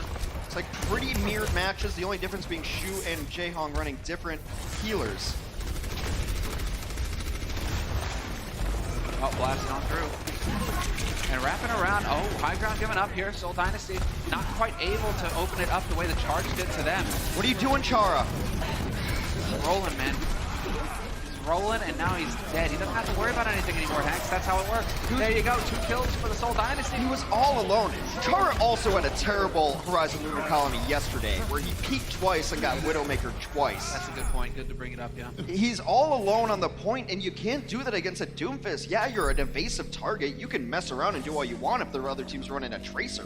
But a Doomfist has that one-shot capability. Chara goes down, and the rest of the Guangzhou Charge crumble behind it. But now you have to regroup. You got to forget about that. That just happened. Because now you have 2 minutes to hold. You have to, if you hold 2 pushes, you win this map. Different point of entry coming in for Seoul, though. They elect to wrap on the left side. And already you've got Happy in position, right over the top, waiting for him, goes dropping right on in. He can do this with impunity, but it's Fleta to find the kill. Eileen a bit ahead of himself, and he had Meteor Strike as well, so he'll have that ult for the next run around, but now it's the Flux from Hotba. He got terrific results from it last time. Is it going to work again here? And Michelle is gone. Opportunity to shut down this offense. Seoul should go home. They will do just that. They're going to retreat. They don't want to give away any more lives. Quick work there from the observers. Quick work there, Hotba on the Marvel, showing them that even when you float, you can crouch. I wonder, man, how uncomfortable that's got to be, because that suit, I mean, his whole body weight is constantly being held up in that suit. I mean, that's got to change. No? Unless it's, you know, where are the contact points on it? Hey, baby powder, man, baby powder. Layers on layers. All right, Seoul with one last push, or Guangzhou will pick up their first map of the series. They got plenty of tools to use it. I mean, they could actually slow play this too and wait for both support ultimates. They could wait for all 6 to be online. It'd be fine. And now I think they should kite, but they're going to go Flux it. Flux it in. Oh, and it's a 1-for-1. There you go. This is what we were waiting for here. Fitz just coming alive on the Doomfist. Giving it to him rough. No problem at all. And they are just barely hanging in here. Charge still trying to play this out. Soundbear's in there. Chara keeping his team up. And Fitz still looking for kills, and it's setting it up for his teammates. Rio is out of the fight. Eileen looking to make a play there, but he's going to get chased away, and Fitz is still just hunting for targets. Chara trying for the redemption story. That barrier kept Guangzhou in this fight. No doubt about it. The Flux comes in late. Nice play to take Hoppa out of the picture, but now you got Marvel and Jaehong who are gone. Back and forth, but this favors the Charge. They can keep coming through here, and it's the Dynasty who've got further to run. Fleta is just pounding right now, though. Picks up too late. Chara is going to die.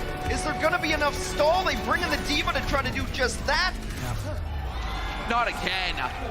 Not again. Twice running. They can't even believe it. Jaehong, he's chuckling. They got halted. They got halted. The Matrix came in very quickly to try to get on there. There was some movement abilities, pushed him off. They tried to get back on, and then the halt comes in because he can't Matrix anymore. You're out of it. Pulls him just that corner off. Horizon's got some weird boundaries on the control line. We're going to do it all again on Lunar Colony when we come back.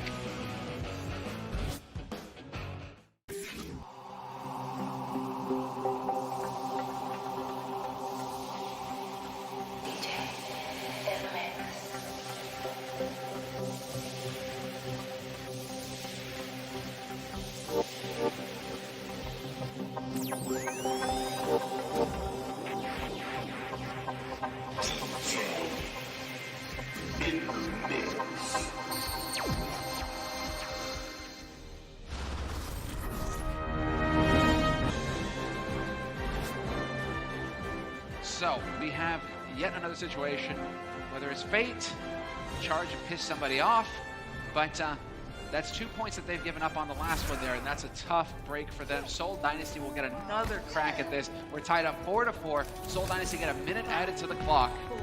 And now we get to see what they're capable of if they can push through here quick. Yeah, minute 41. 40 seconds isn't the biggest of deals. It can be by a small margin here. And Guangzhou should know what's coming at him. It's going to be a teleporter.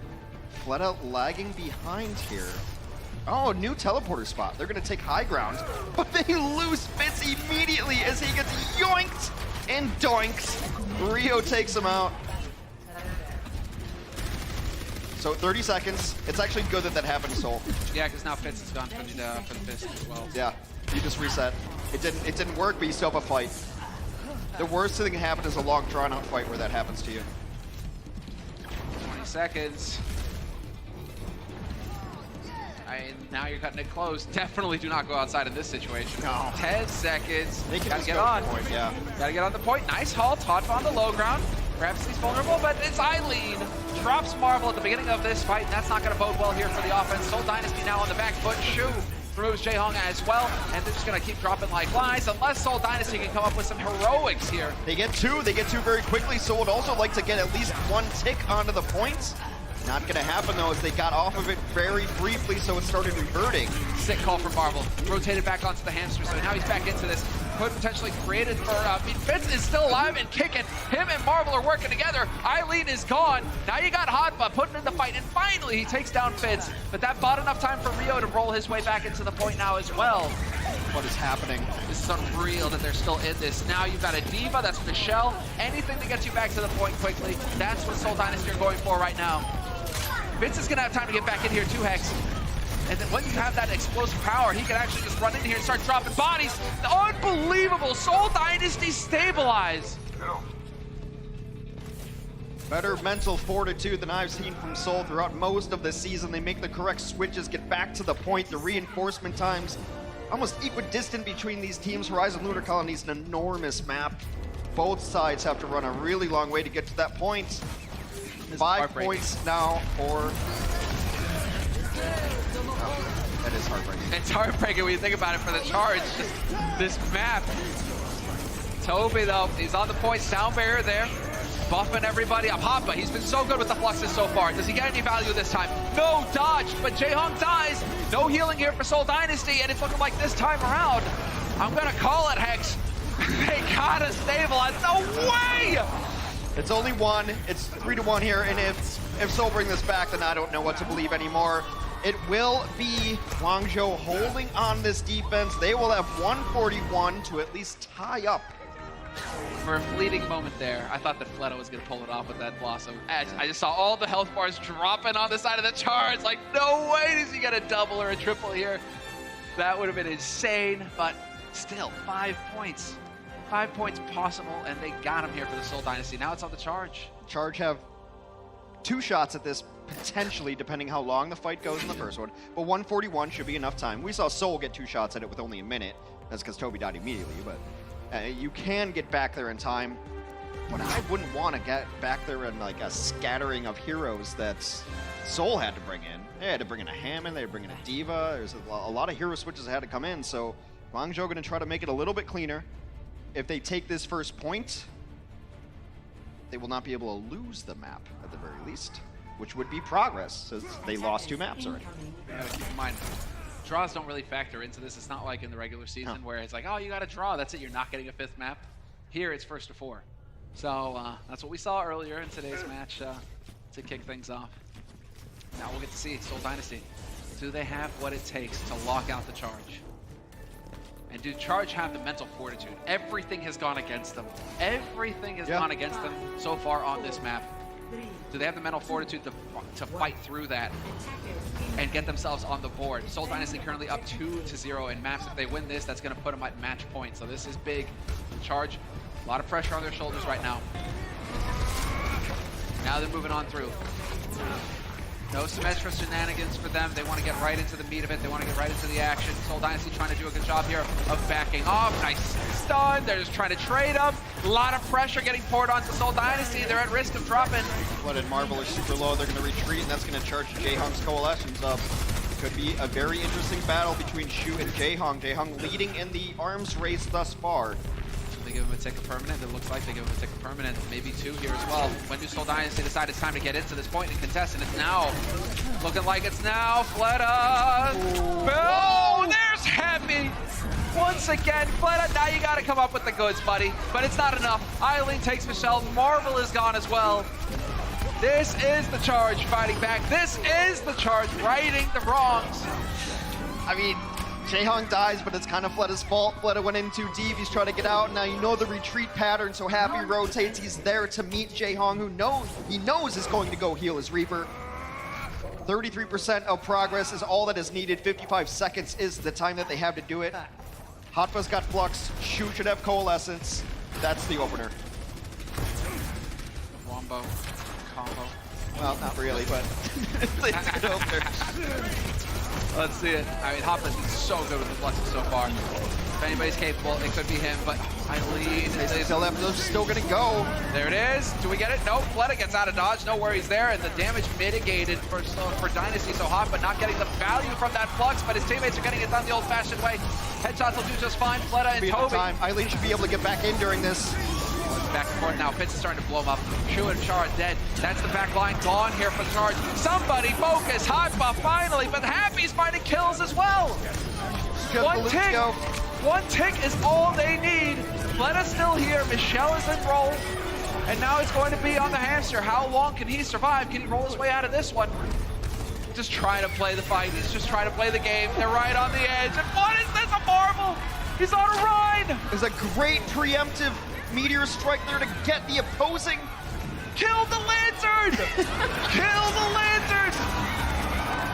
All right, Fleta's in there with the Blossom now. We got a Winston on the field. We're in absolute chaos mode. This is unbelievable. This is unreal. It's just going back and forth, but this has got to be it. The Charge, they couldn't quite find it. They couldn't get it done. It's all on the Seoul Dynasty now, just collecting the kills. Hanpa rolling his way into the grave, and it will be a draw between these two teams. It's a draw, but it feels like a win for the Seoul Dynasty. What's so impressive about them is some of the changes they made in crunch time, both on their offense to get their 5th point and on their defense to defend that one. You saw changes in a lot of heroes. It worked out for Seoul. The Overwatch League is powered by Intel. Game, record, stream without compromise on Intel Core i7. Omen, the official PC and display of the Overwatch League. And by Zip Chair Gaming, the official chair supplier of the Overwatch League.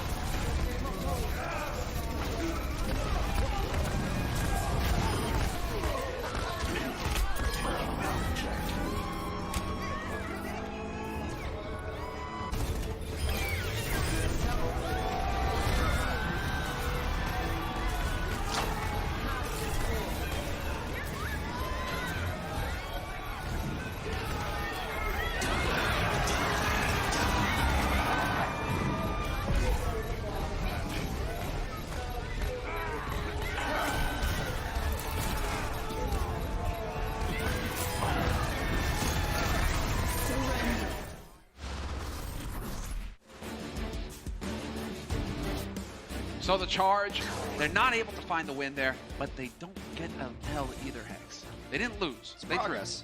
It's progress. Lost, one step at a lost, time, right? draw, maybe a win. Maybe a win. They still get the map pick because we go for whoever lost most recently. Draws just don't mean anything at all. So, I mean, it does mean we could be going to map 8. You ready for that one? We could even hit map 9. In a world. In a world. Hate you, but we could. Map 9s do exist. So we're going to have substitutions, then we'll see the map pick, and let's see who is coming in. Nero, trying to play the hero for his team. We'll be subbing in for Happy. I thought Happy played pretty well, actually, to be honest on that. I think so too, but really, man, let's just get some Pharah play in here. Granted, it's Lunar, you're not going to see Pharah, but like, let's get some Pharah play in here. He was the hero yesterday. He was dominating him and Eileen. I think you hit the nail on the head. You get the Pharah in the sky, you get the fist on the ground, and you just tear him up. So map set here. Rialto's going to be next. Yeah, we can run Pharah on this all day. Yeah, Rialto's a really good Pharah map because there's all these ledges and rooftops, especially get around second, and there's a lot of architecture to play around, and that's a key word we always talk about maps with Pharah. Lijiang Tower, there's good architecture to play around. Eichenwald, first, defense. You can play a Pharah just because there's a tower for you to play around. So there's a lot of things that come into consideration when choosing a Pharah, or what is a good Pharah map.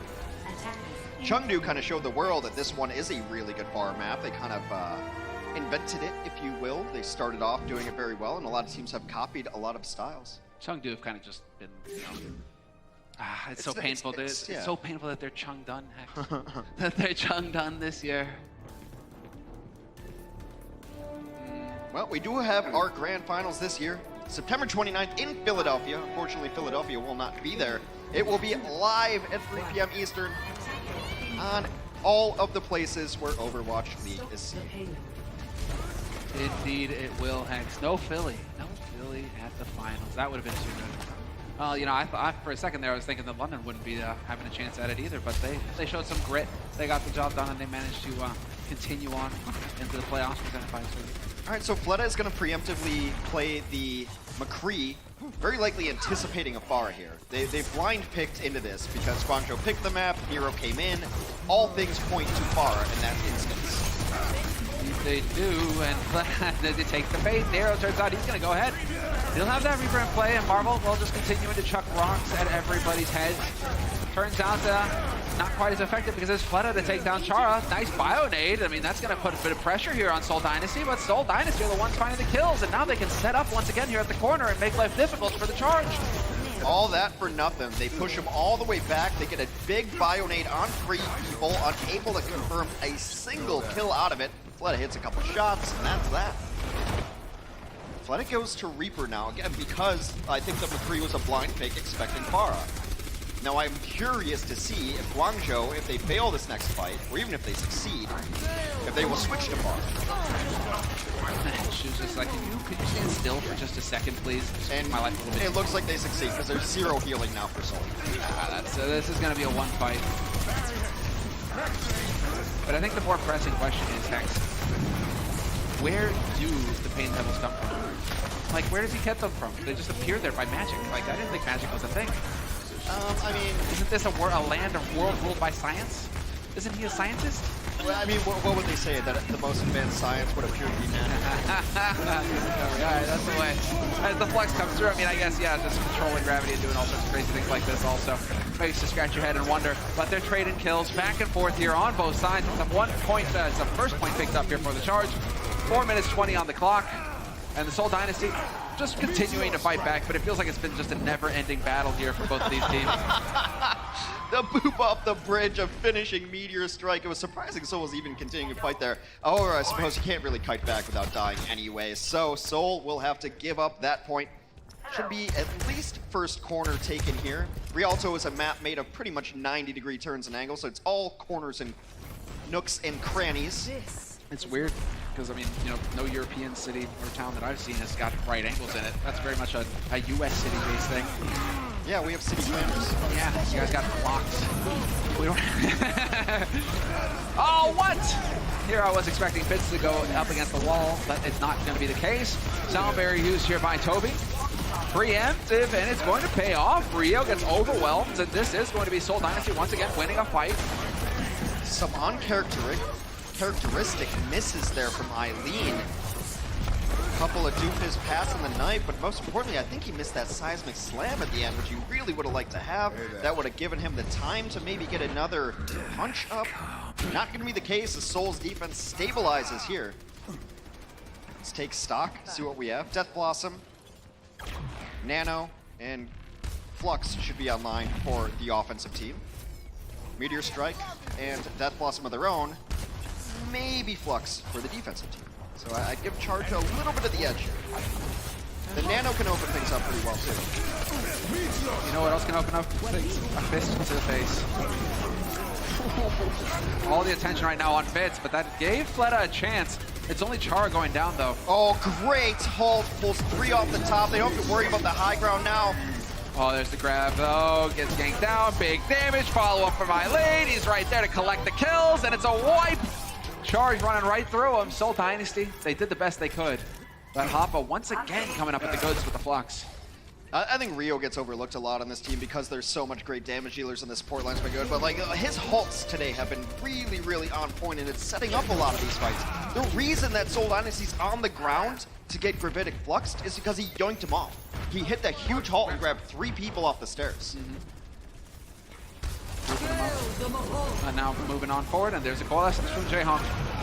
Leading the way. It's just each team is just, okay, is it my turn to win the fight? Okay, you go ahead now, Seoul.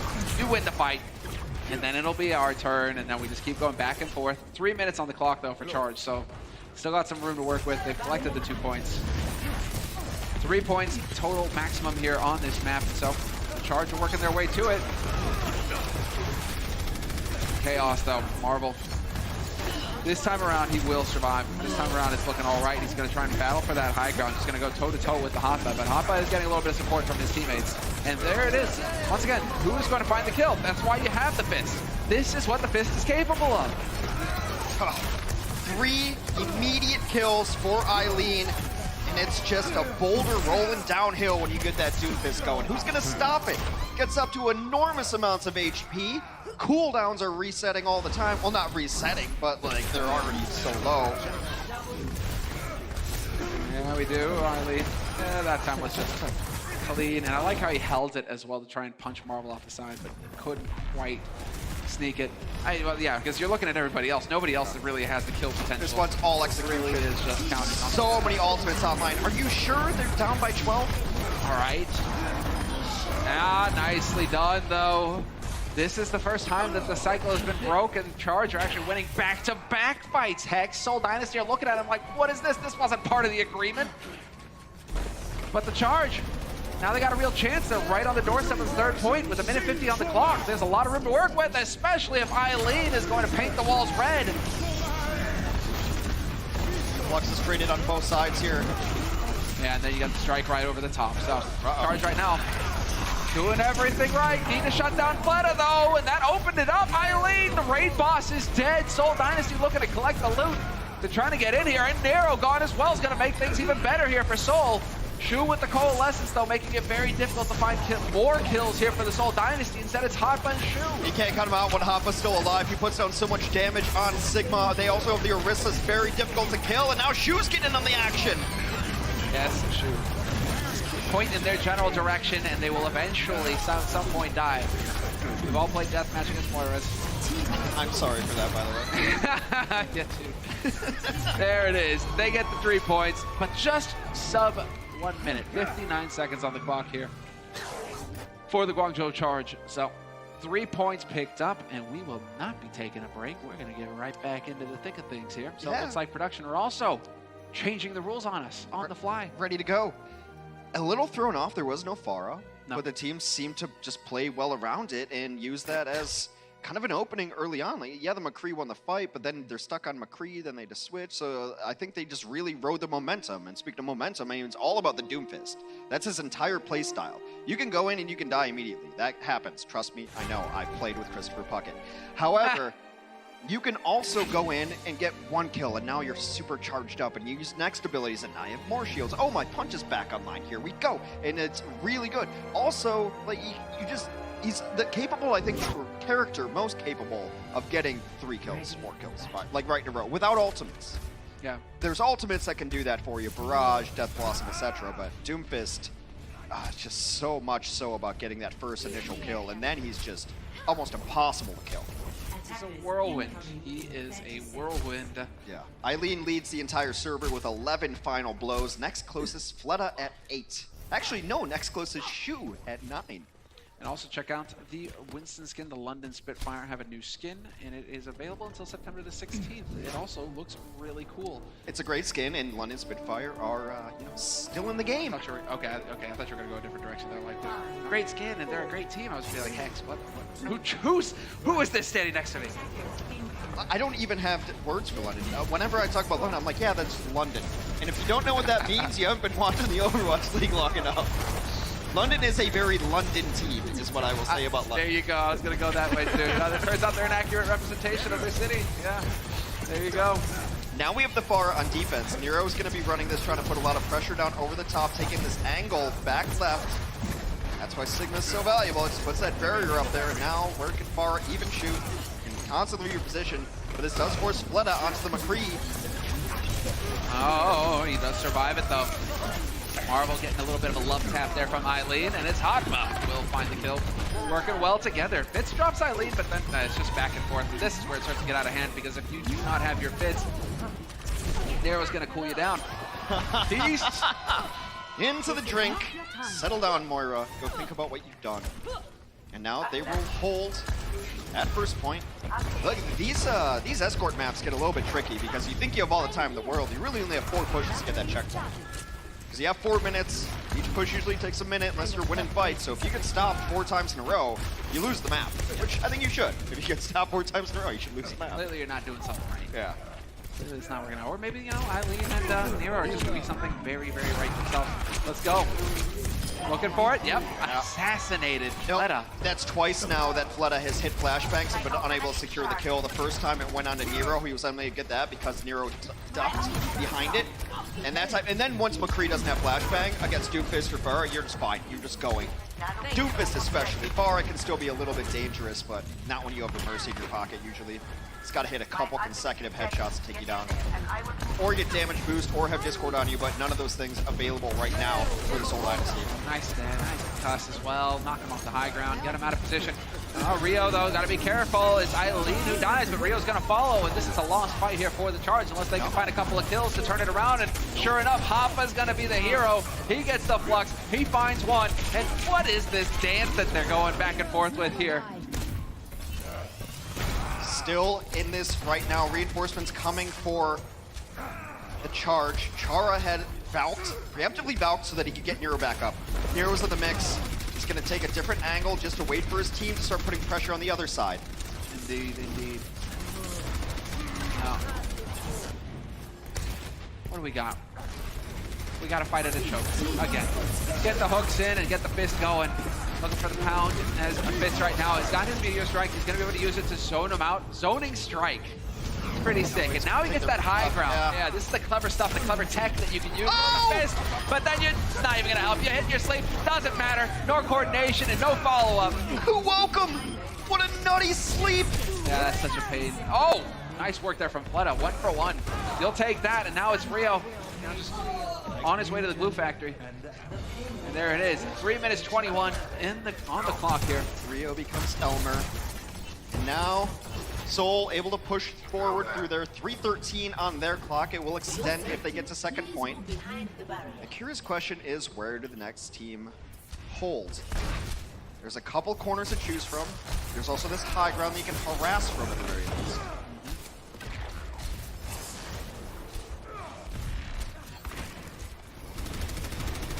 Just progress as they wait for the next choke point. Rio's going to get set up here for the barrier in a moment, and he is going to be able to drop down and start contesting. So there it is. And now, well, we look at the standoff where they kind of glare at each other angrily until somebody decides to punch somebody. Rio's kind of all alone, and now they get funneled back into the waiting arms of the Pharah and Mercy. Michelle's able to take down Eileen, but that's not a great trade. That's so painful. Fleta was dead, so who's going to even shoot at this Pharah Mercy? Yeah, it's sick. It's sick, the use of the positioning. You're way out in the open, very few places to hide if you want to push that cart. So Nero gets to just outflank you and pummel you. Michelle sent back to spawn, and now there's less and less time on the clock here for Seoul Dynasty. I wonder if this is the position they want to hold. Don't advise it. Has he been in the lab this long? Is there going to be a rock landing on something? How sick would that have been? I mean, it's old architecture, Hex. You know, is it an actual creation, or is it just a brick falling off the top of the wall there? You never know. You never know in these old cities. Oh, nice nade gets thrown in. Vincent Michelle being careful, but it's Nero coming up with the quad. Looking for the ace. Give it to him. Hakma, you robber. I'll call it though. It's still good. He was messing around on that rooftop the entire time, and there was zero pressure on him. So he could have done whatever he wanted. No one looked at it. He was above this whole time. They decide to rotate in, and yeah, into the loving arms of a rocket barrage. All I want is an ace, Hex. Soul's positioning was a little bit wonky there, a little bit spread out. It's looking like they're having trouble dealing with this. They don't quite know which way to turn, and this is exactly what we were predicting coming into this match. You get the Nero, you get the Eileen, which, you know, pick your poison, but it's going to be painful whichever way you go. Now you got the Flux, doesn't even need to drop him. Rock thrown at him face first, and that is going to be the Seoul Dynasty hard resetting here, getting out of dodge. Down to 50 seconds. Oh, that's awkward. The Charge looking to pick up their very first map. In a very good spot right now. You might have to use Deadeye just to get out here and just to put some pressure onto the Pharaoh Mercy in the sky. No ultimates available for the Guangzhou Charge. I mean, you got double barrier, so potentially you can stand there. Yeah, he's just gonna go for it, but oh, and Charge isn't able to cut off the angle in time. That's what I was wondering about. You can just drop down and dodge it, but in the end, it's the reset coming in for the Charge. Deadeye's not always the most useful of ultimates, but right in that specific situation, it was. Solid. They so desperately It's needed gonna be another but fight. Look at that. Look at how much ground they have to cover still. Yeah, exactly. There's going to be another fight. Let's take stock. Jaehong, Coalescence, Shu, Nano Boost, Nero, Barrage. Eileen should probably get there if he hits a single punch. He's gonna get there, Hex. It's hiding around the corner. Oh, there's the boost. Oh, what perfect play coming in. Fleta, that time it worked. Stuns him out of the air, and it's not going to happen for Nero. Eileen is still alive, though. He's got the Meteor Strike, keeping him up. And, well, Michelle hanging in. It's on Seoul Dynasty now. Come on, they need to keep their players alive. Eileen the one to go next, and so far, Jaehong has been in the right place at the right time. He's kept his teammates up, and the Seoul Dynasty have got a fair shot at picking up a second point and keeping their hopes alive on this map. They're going to get it. I wonder if Nero is staying on this, or if it was just the most optimistic barrage in the world. And that, I mean, look, I like Nero being aggressive, and I like going for it. And you really do want to take out the McCree so that you can do anything else, and you don't have to worry about it. But that was from so far away. It was from so far away. Like, are you expecting Fleta to be that bad? Well, see, you shouldn't. This is why we have those words, Hex, that we use as commentators, you know, where it was an inspired play. Yeah. Or, you know, interesting. Bold. Yeah. It was a bold. It was a bold play. I like it. Sometimes you gotta go for it. If you're a star player, you gotta make a play sometimes. Let's go for it, though. Here, as it is already fine, Fiesta! Rio blowing them up, and Nero's there to chime in as well, trying to make up for the far play from earlier, and it's a total wipe. Back to spawn with you, Seoul Dynasty. Guangzhou Charge holding stout here. Should be the final engagement if the Charge can win on defense. That is actually just like a mortar. I mean, just all of a sudden, Yeah, like it's pretty great. Just yeah. A rock coming out of nowhere. Charge, if they hold here, will win their first map of the series. Get him on the board. That's the name of the game. Got Gravitic.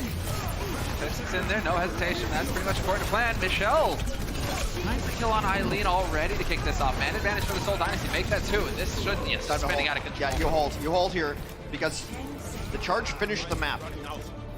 Yes, you need to go the distance.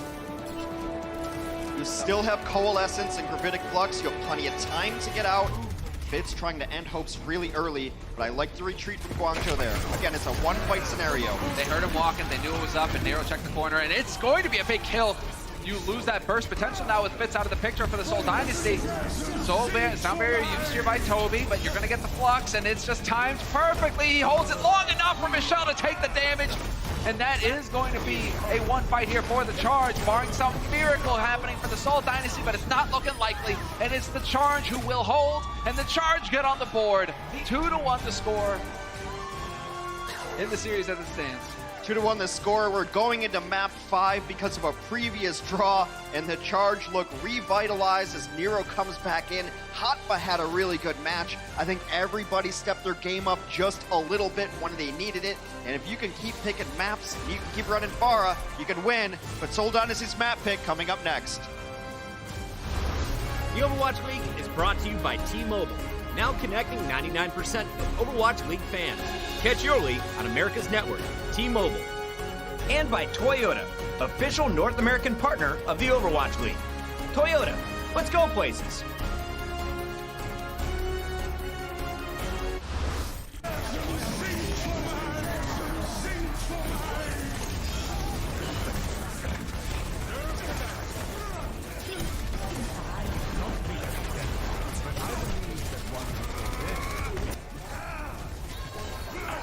Meteor strike.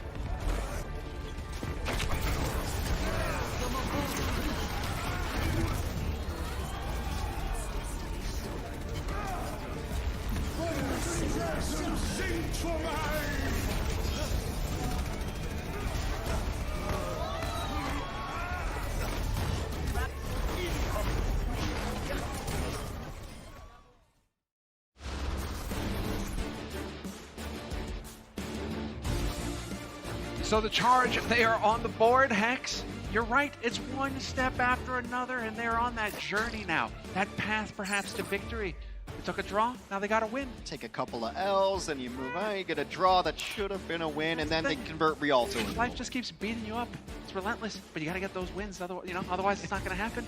Right now, the Charge are learning that lesson on the stage. Yeah, I mean, life is all about momentum. This is my life lesson for you. New caster comms coming in. But, sometimes when you're in a downturn, you got to at least stop it first. Let's hit the brakes. That's your draw. And then you can start getting positive momentum going. And look, again, we keep bringing it up. This is a Guangzhou team that has guts. They've reverse swept some teams. But we got a couple really good Sigma players, and that's the playoffs is all about Sigma right now with the brand new hero brought in. And Hotba on Rialto was much better Sigma. Look at those numbers. My goodness. That's been pretty much, it feels like all match long. His Sigma, I don't think it's the Sigma that's hurting Charge, right? It was waiting for Nero. We got Nero into the play now. It's not like Happy did a terrible job, but Nero, he's definitely stepped up here on that Pharah. That's made the difference, I think. Look at these 15 final blows to 3. Look at the flux kills, 12-0. Hoppa always gets value out of those fluxes. We've been seeing that all day. He's and yesterday. Like I said, coming into today, he was the leading damage dealer on Sigmas by far. And it's a very small sample size. We only had 4 games yesterday.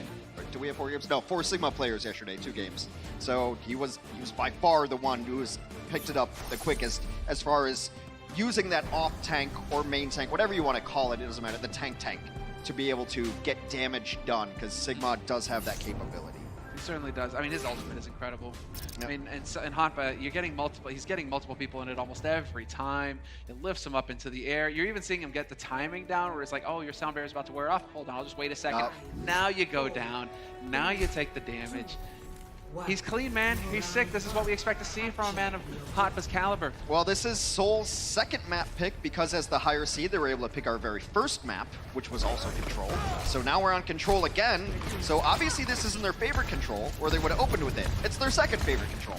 Yeah, and this is also Nero's happy, fun place, where he just gets to stay high in the sky and lob rockets at you all day long. It's brutal, it's painful, and this is exactly where Nero wants to be. This is him in his wheelhouse. And now he's dead. Fleta gets in there, takes down the combo by himself. Control slowly bleeding over to the Seoul Dynasty. Hotba gets in there though. How many times have we said that today? Still got the Big Daddy. Still got the barriers out there, and Eileen comes back in. This one's not over because the combo's back. Oh, look at this. Is like the slowest buildup on the fist ever. Nicely done there by Michelle. During all this chaos, the Charge did take first control, but I think it's going to be just about wrestled back. Who knows? Who knows right now? Quite bad. Seriously. Nero, you just never say die with Nero, and then Charge stays safe. He's able to just fly along behind him, and so Nero really just going to work. There's the Nano with the spot. Once again, the stun though, and he's surviving it. Chara, though, can't say the same for him. He's a goner, and that is going to be the Seoul Dynasty flipping it. 21% on the board for the Charge, and now it's on the Seoul Dynasty to match that and surpass it. It was a neat little play, though, because Nero got separated from Chara. Chara was getting zoned out, so then he just flies to the window. They call go window, and they nano him, so he can stay alive a little bit longer, maybe bring that fight back. So didn't work out, but still nice, a coordinated play. Dynasty will now take the lead on the first point of Lijiang Tower. Oh, Nero! It's Hoppa who gets the kill, but Nero just drawing the attention to himself. A one-for-one trade. Fleta's gone, though, but Nero's gone as well, so that, you know, his reason for being is not that big of a deal anymore. Michelle takes down the one, and this is just Fitz going to town, having a field day. Now it's all about just the Seoul Dynasty staggering this out. They are doing a good job of it. 5 alive, still here on the point for the Seoul Dynasty, and that is going to send the Charge packing. And the Charge have had one of the most impressive gardens on Lijiang Tower ever. Remember when they had like 2 kills and they won the entire objective with their stalls? Yes. You gotta be in control for that to happen. So you need to wrestle it back before you just start staying lives in there. Here comes the Deadeye from Fleta. The super clutch Deadeye. Man, that was hard. It's hard to, trust me, getting something out of Deadeye is still pretty difficult. A lot of people will just use it to reload. My mind is blown. Well, looking for the Slamma Jam, and he's not quite finding it. Still gets a kill out of it, but now it's on Marvel. Hey, take a rock to the face for his troubles. Oh, and he's chucked off the side. Chara with the clutch boom knocks him off. Is this an opportunity? Is this a chance? There's still 4-on-3 right now in favor of Seoul, and the damage is still here. You've got both damage dealers, Fleta and Fitz. As long as those guys are alive, it's going to be tough. But now you got this guy Eileen, who happens to be pretty good at the game too. You don't even have to really look at the numbers to see if McCree's doing his job. Did the Fair Mercy switch? Yep, I'm doing my job. And that's going to prompt the switch out of Fleta as well. No more McCree. Doesn't need to be on it anymore, yeah. It's the rock, paper, scissors here. No reason for him to stay on the McCree. Wow, Sound Barrier committed to this. They really want to hold out on this fight here, Charge. I mean, it's no hold bar. If you lose this fight, you're in for a rough one, but yeah, you have to go. You're trading them both. Lucio's gone. Fleta finds a Rio. No more barriers to hide behind, at least Orisa barriers. But it's losing out here for the Charge. They're trying to stagger in here one after the other, just trying to keep it alive, trying to buy time for their teammates to rotate in. That's bought time for Char to get back on this point. Is there any way for him to keep contesting? No, the flip comes through. To go in and out of the window, they're going to get the Hammond back on, but they got to start getting into the left side of the kill feed. Oh, he's getting pounded. He is getting pounded. He is gone. Rio, no way. Now that's Fitz. He's just looking for a target. They're going to try and get in here and contest one after another. We have seen them very solid at this sort of work. Hey, you're dead. It's Nero kills him. What? How does that happen? Now you got a Blossom. Marvel's just going to absorb all that. Thanks for the free barrier, bro. And Seoul Dynasty, I mean, 5 alive still for the Seoul Dynasty. They've still got all the advantage. Marvel finding the final blows, and the Flux just for good measure.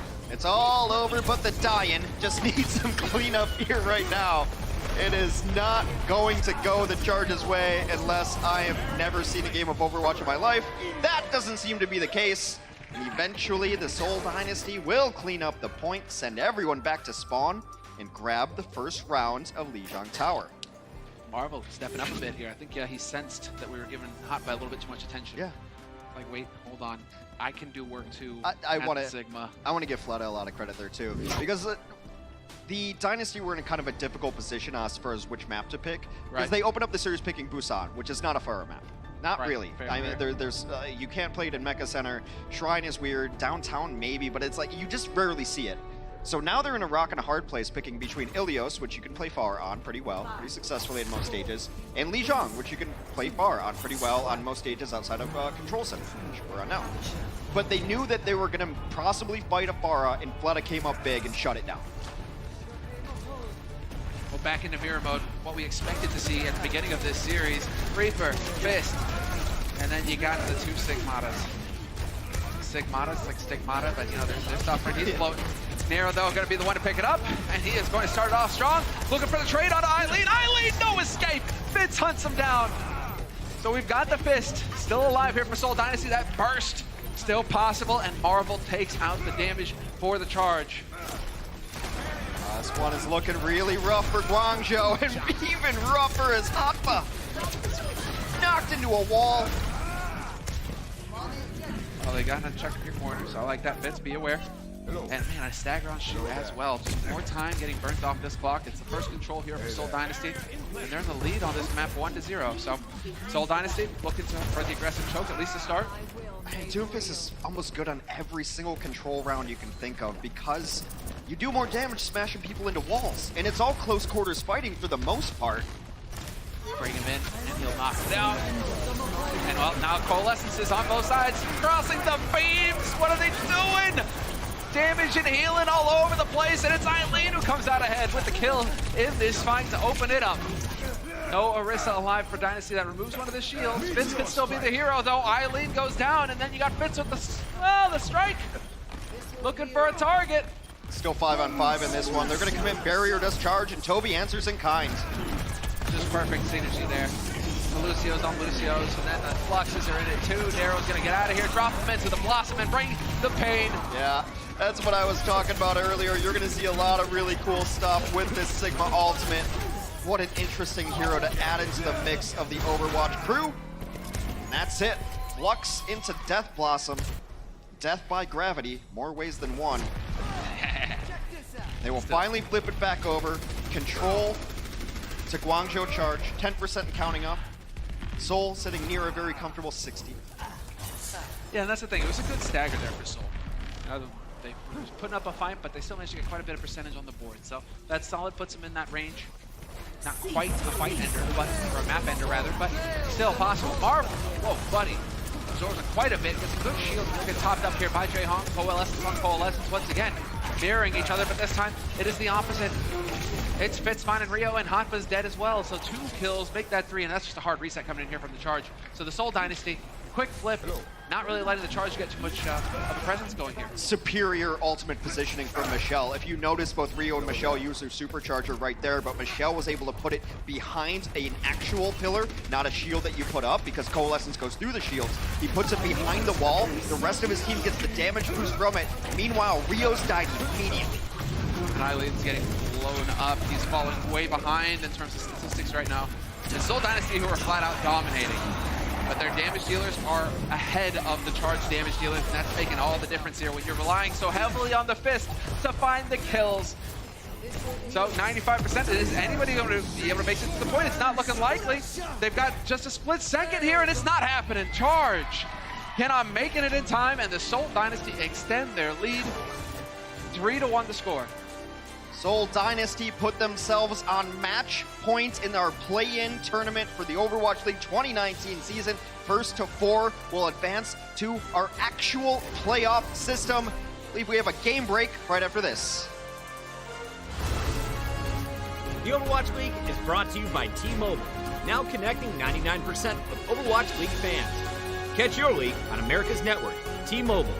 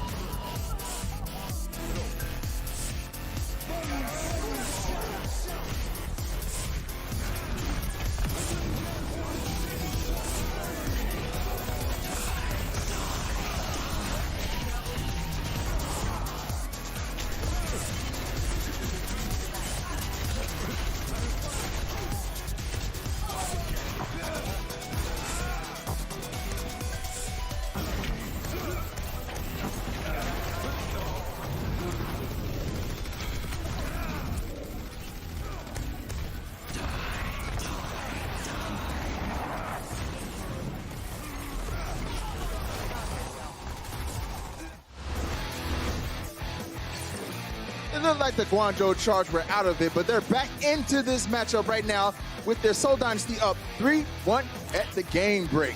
What's up, everybody? Malik here. We got Zoe, we got Brent. We're here for the game break. And the Guangzhou Charge have finally come alive in this second stretch, but they're still down 2 maps. What do you guys think, though? What do they need to do, like, just to I mean, big surprise.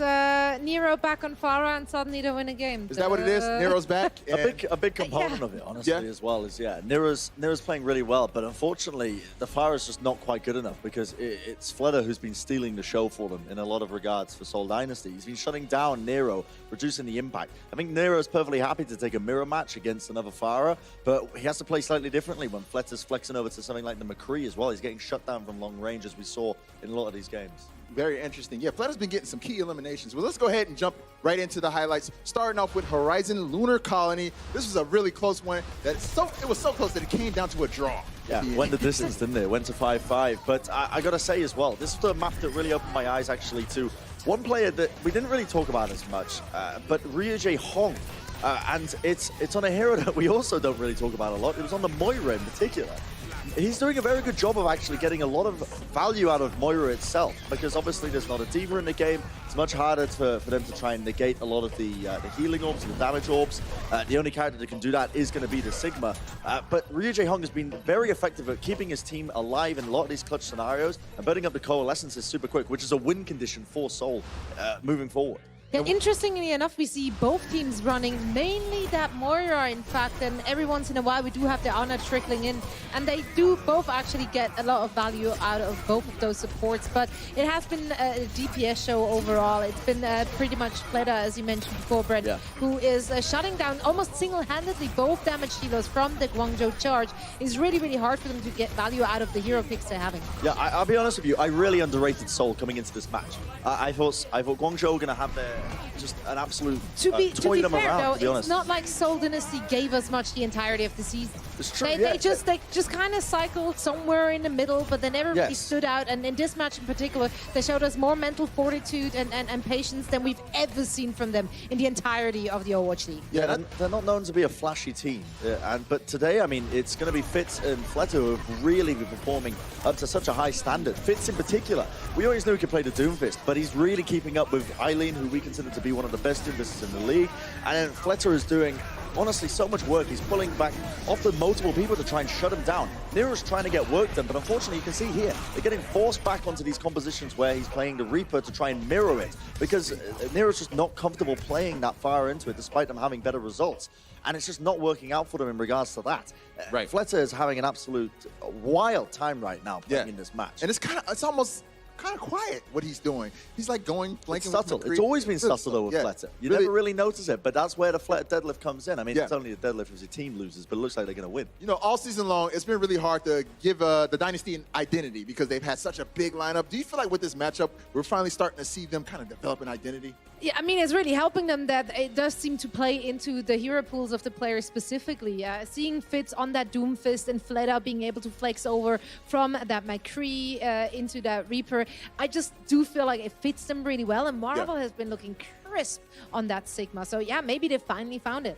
All right. Well, I like what you said there. And man, Marvel it's really interesting seeing these flex tanks and main tanks kind of switch positions. I'm enjoying this. All right. Map 6 is a hybrid map. So I want to know, what should the Charge choose in you guys' opinion? Should they go to Eichenwald or should they go to Numbani? Historically, Numbani is actually an awful map for the Guangzhou Charge. Yeah. So they don't like that map whatsoever.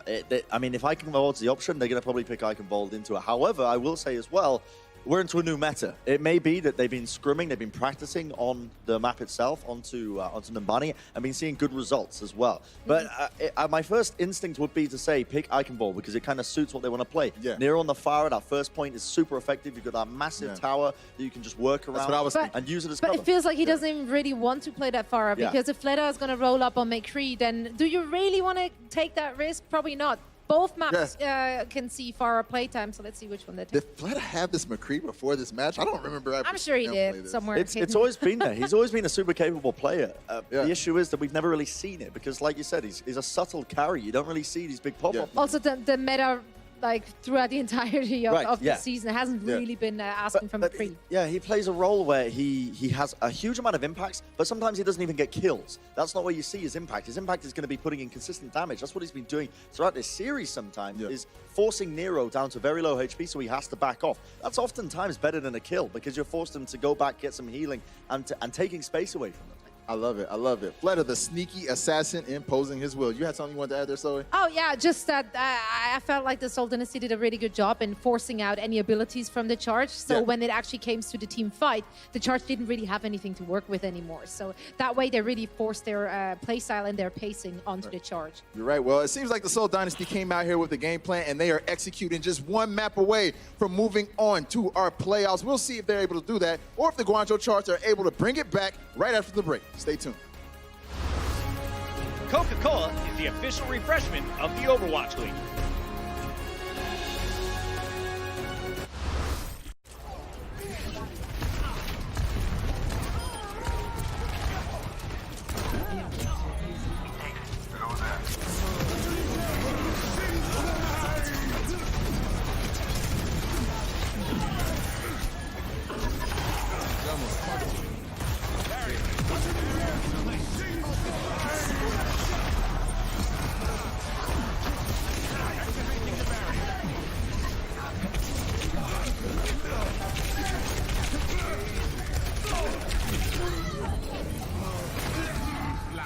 Meteor strike.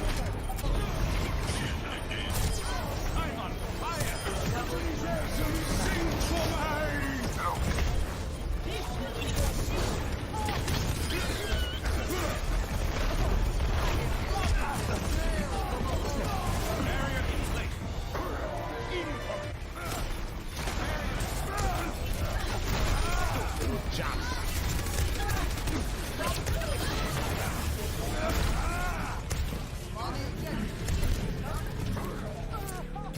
Hello.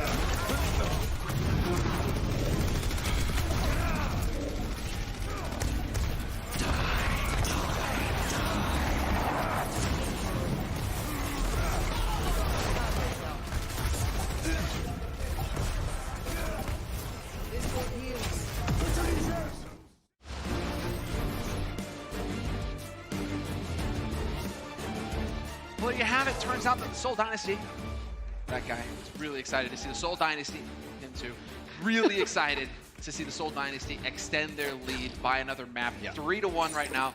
Different from, we got to keep in mind, right? Play-ins, playoffs, both presented by Xfinity. Xfinity, you said? Xfinity. So, both of them, it's first to 4. It's not first to 3 like in the regular season, guys. So, first to 4.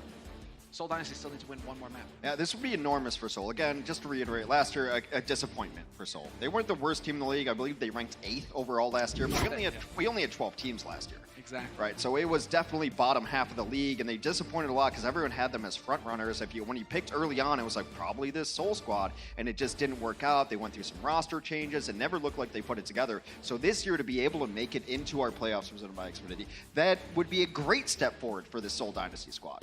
It'd be fantastic. It'd be the redemption arc, perhaps, here for Seoul. And, you know, we were talking earlier today because I've been kind of on the Charge bandwagon earlier, and before the broadcast started, when we thought we were going to go on at 1:30 p.m., that didn't end up happening. But you're like, oh, man, I think the Charge are going to stomp today. And I'm like, I don't know. I was looking at the numbers, and this new meta could really work out for the Seoul Dynasty. And, like, thanks our stats guys and our research guys, Ben and Johnny, for putting those things together because, you know, when I actually started looking at them, the resources I'm actually provided, I was like, I think Seoul could do really well in this meta. And I thought it was maybe going to be Fleta on the Pharah, but he's been doing really well on the McCree. Fleta's always been able to carry a team. The term Fleta deadlift exists for a reason. And that reason comes from stage 1 of last year, where we were all like, who is this guy and how is he dominating so hard? It goes back even a little further than that, before the Overwatch League even started. But this is the Guangzhou Charge map pick, playing for their lives right now. One more win for Seoul gets them to 4, and they will move on to our Overwatch League 2019 playoffs, presented by Xfinity. There you go. This is a good pick, I think, for Guangzhou if they want to run a Pharah at some point. I mentioned this a little bit earlier, that there's some maps that specifically have architecture which allow you to play Pharah on defense on this map because of this giant tower here. That's why you see it on Lijiang, appropriately named Tower. You can hide behind it, you can duck, you can take angles. So it does seem like this is the pick they want to go. Look, you ride the horse that got you there. Nero's been playing this Pharah very well. Eileen, no slouch, his own right. So you pick Pharah maps and you just hope for the best. Quick peek there, a little bit of scouting information. Okay, we will see Rio go back over to the Orisa, and we will have Nero changing. Well, they peeked a cowboy named Fleta. They heard the jingle jangle, and they're like, no, we can't play Pharah into that. Oh, you can also just get obliterated. Well, okay then. Now it's as good as it gets. That's a perfect start. Seoul Dynasty really look, pounce on this. they bumped Shadow Step, but let's be reasonable about it at some point. They're not going to see this coming. But I mean, especially after you just highlighted the fact that there's a McCree. There's got to be a flashbang instantly as soon as you teleport in. You can't just teleport in and then hope to Wraith walk away, because there is still a delay. Like I said, it got changed and it's better, but it's not unbeatable. You're not immortal. Okay, but we'll see. This team is so capable of a lot. They're trading fists right now. And both of the fists have survived. It was a clutch barrier there, otherwise that's... And Orisa was going to go down. There was the halt into a efficient combo. A great start. A great long distance start puts Jaehong to sleep, but now the healing is resting for a while. They take positional advantage off of that dart. Boom. No hesitation from Jaehong. Just goes for the coalescence immediately. Shu should be able to get the spot heal going with the boost as well. No hesitation on his side. Gonna use that immediately. We're gonna get Nero all buffed up, and this is when he can do serious damage. Fitz first to go down in this fight, and Michelle, yep. Nero's just doing too much damage when he's boosted, even without the boost. Anti comes in, and they're gonna clean this one up. The Charge will take this first point, and I don't think you can overstate that sleep dart enough, because it didn't get any kills, right? And Jaehong woke up, but it let them come in, because Seoul can't push forward on you. They can't even really set a point, because there's just not enough healing. Lucio, great hero. A lot of utility, a lot of good stuff going forward. Massive healing, not so much anymore. Indeed. That's why you have Moira. That's why you have different kinds of healers that you mix in. And it hits the Moira, and Jaehong hasn't exactly been lightning quick at picking up those coalescences either, so more pressure, less fun for the Hong, and is that a different patch? Is that PTR? I thought you could fade out of sleep. Why did Jaehong take the nap? He just got... I don't know. There's been a lot of recent changes to fade and sleep, so a lot of people have different opinions on that one. Fantastic staggers, that's what I'm going to say here, because that is really putting a wrench in things for Seoul. They're going to have to take quite a bit of time now to get out. Look at all this free push that the Charge are getting.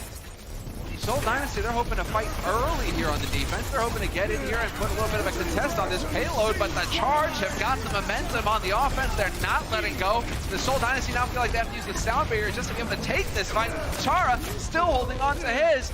Not even look like he's going to want to use it now. Hoffa, he's been laid low.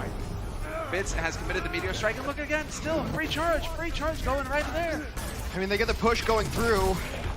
They do commit both the Meteor Strike and the Flux, and they're gonna have to back up right now.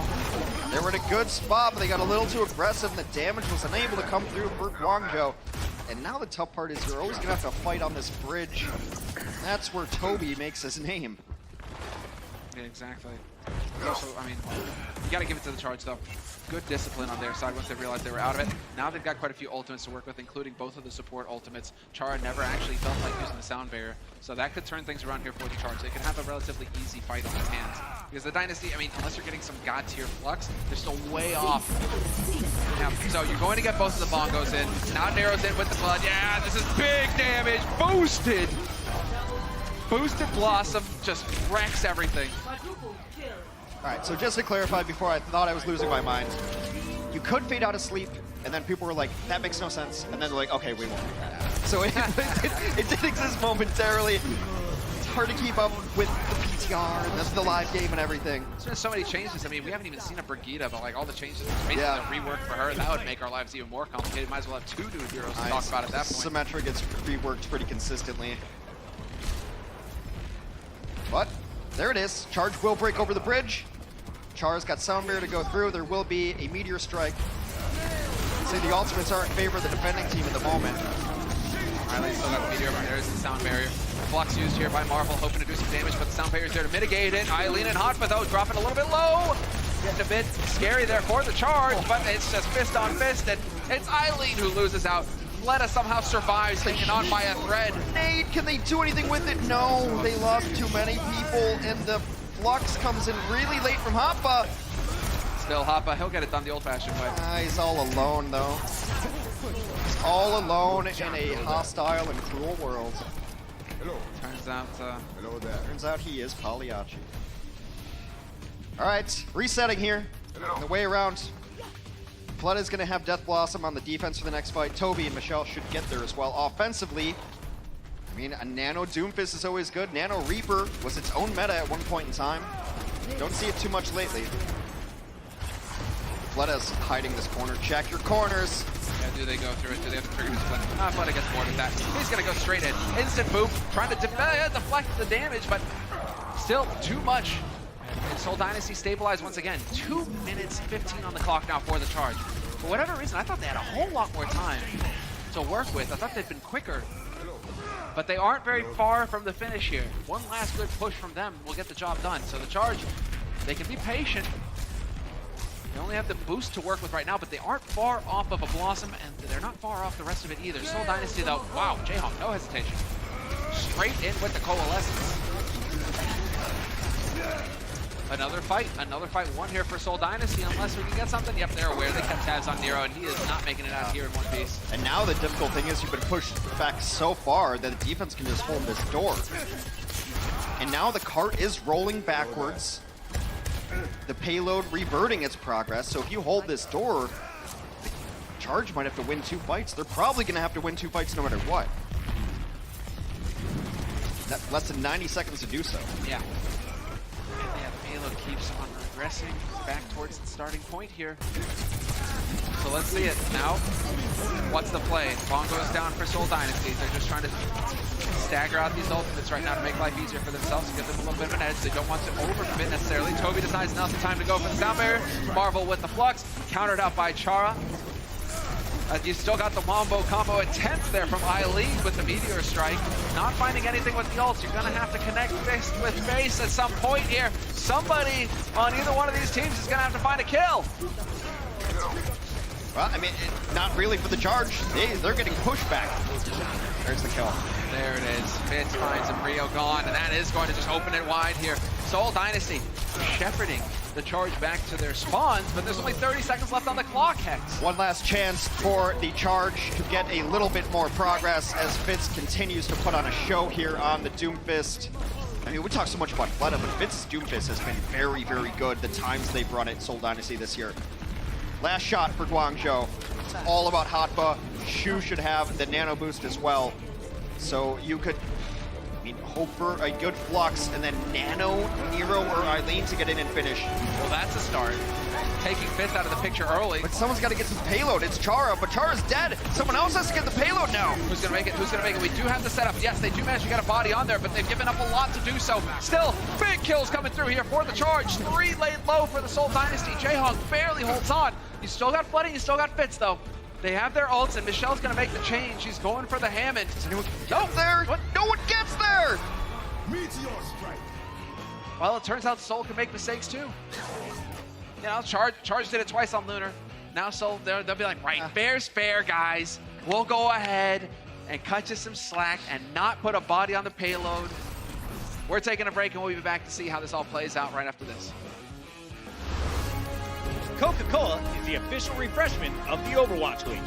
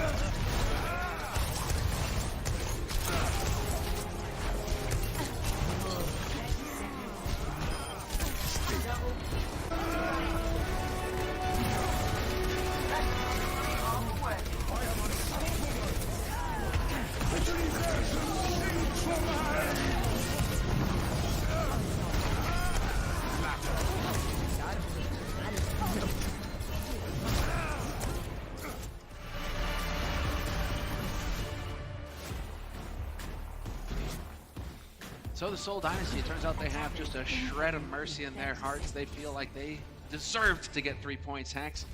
3 points on the board for the Charge here on Eichenwald. And now we've changed sides, and it's going to be the Charge on the defense and the Seoul Dynasty on the offense. This is where you at least try to run the Pharah. You play the strategies that worked out well for you, that got you to the second round of the play-ins. And I think you would be doing your team a disservice if you didn't at least try this. But Seoul knows this. My Soul's got a Widow who's going to go for this shot. In fact, Fitz actually gets hit by Shu. Shu was waiting for it. Fitz will probably switch. Fleta will stay. You need some pressure here, and Fleta's done a very good job of putting pressure on the Pharah and the Mercy in the sky. Maybe he has, and someone just starts laying into him. Working his way up to that Deadeye. We'll see if that's going to be the playmaker here. And so, time to go. Let's go. Barriers are up. Opportunity here. Moving in. Fleta keeping the angle wide, though. Wanted to put the pressure on. Maximum pressure, at least to Hotba. Getting overwhelmed. Hotba kind of took himself out of the party, but his healers are going to be there. No! Chara goes for the bold res! And that might just be fight. That was confidence building there. Or the opposite of that. Nero, goodbye. No, he's still there, but even though the primary from Doofus not too strong, it's enough to finish off low health heroes. The knuckle bullets come through, and Soul with an extremely fast take. Yeah, that's as good as it gets. 5:27 on the clock here for Seoul Dynasty, and they are already making progress towards that gate that was slowly, oh so slowly. So I'll put the cart before the horse a little bit here. But the horse is on the cart. Yes, I know. Arissa. What a fine filly she is. Since Guangzhou finished with no time left, if Seoul is able to finish with over a minute left, they cannot lose the map, they can only win it. Okay, then. It's a long way from now. Yeah, exactly like that. So what do you have against Seoul? Do they owe you for dinner or something? Like trying to curse them here? No, because I'm looking at the kill feed and it's looking pretty golden for him. Yeah, that's as good as it gets. Again, I mean, right now, just blow after blow. The Charge are getting beaten up, and the Seoul Dynasty, they're making a whole lot of progress. Ults, yes, are online for the Charge, so they can have a fight coming into this next one. But they've got so much progress to be made here for Seoul Dynasty, and they're going to have to count for that Charge at some point. Fleta, yes, manages to just get his way back over here to safety. Nicely done. I can't believe no one's fought on second point, really, at all. Yeah, they're not really holding up there, but they just got obliterated there. I mean, Charge, rough one. Let's see it, though. Nero, the first to go down here for the Charge. That's not going to help things. But again, it's just Fitz. Fitz doing Fitz things. He's just running amok right now in the back line. 3 kills for Fitz. OverwatchLeage chiming in, saying, hey, I'm here too. But Fitz, he is just, oh, the timing impeccable. What a save. That would have been a dead OverwatchLeage. Well, it turns out he will collect the kill anyway. And the Seoul Dynasty right now just will not be stopped. I think there's a single kill, maybe 2 kills for Guangzhou Charge on their entire defense thus far. You gotta find a point to stabilize here. You gotta maybe use an ultimate to stabilize. I guess it's gotta be Hotba. Hotba's gotta get something done here, but it's been Fitz just running wild. And maybe the one knock on Guangzhou is they don't really have someone to stop him. Oh, Gravitic Flux on the point. Where are you gonna go now, boys? Fitz getting topped up. Great focus healing here coming in from Jayhawk. That gets him the Coalescence. We'll see. Yep. Decides to use the Coalescence immediately, but the bongos are down for the charge. That's a lot of damage that the Dynasty have to contend with. That's why the Coalescence comes in and burns down the bongo immediately, and Fitz continues to roll over the Guangzhou Charge. This is getting out of hand, Hex. This is actually getting a bit ridiculous. Fitz, all the kills for him. He's up to 18 kills so far. Yeah, Lean's gotten a couple, but that's been the only thing that Guangzhou have done on this map. Guangzhou's reaching that point where you have to come out in barrier, and you got to blossom, and you got to hope for a meteor strike, and you have to coalescence, because kind of saving it for the next fight ain't working. Great start. That's the start that you're looking for. Michelle out of the picture, and yeah, Seoul Dynasty going for the reset here. Yeah. Do not use anything if you are Seoul Dynasty. Die quick or just run on back. So they'll get out of dodge, and well, Seoul Dynasty. Well, that works out really well for them, because I thought they were going to have to use things, but then Nero just goes on a flank, he takes on the main tank, and that's good. That's as good enough as a fight as you need. And now you're getting to that stabilization point for Guangzhou. That one as good as it could have gone, because now you've got both support ultimates and Death Blossom still, and now they've got the forward hold on the doorway. All right, but they've got to be careful, though.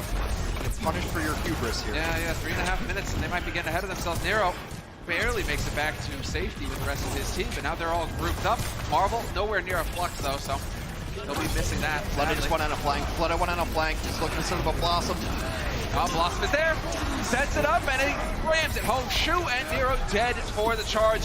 And forces out the barrier from Chara. Yeah, this is the perfect opening now for the Seoul Dynasty to push forward and just slam it home. Charge. They're getting forced back on every side now. Some good healing coming in from Jaehong, and they are just pushing forward. Seoul Dynasty right now, can they get the job done? Can they just collect the 3 points? Not record time, but it's pretty close.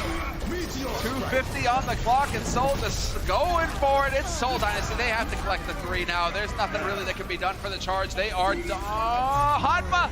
Thought for a second he might contest it, but it's not meant to be. And the Seoul Dynasty tie it up 3-3. 244 in the bank for Seoul. On the verge of getting into the playoffs here to move on in our tournament. 3-1 Seoul Dynasty leads. We'll see if they can close it out right after this.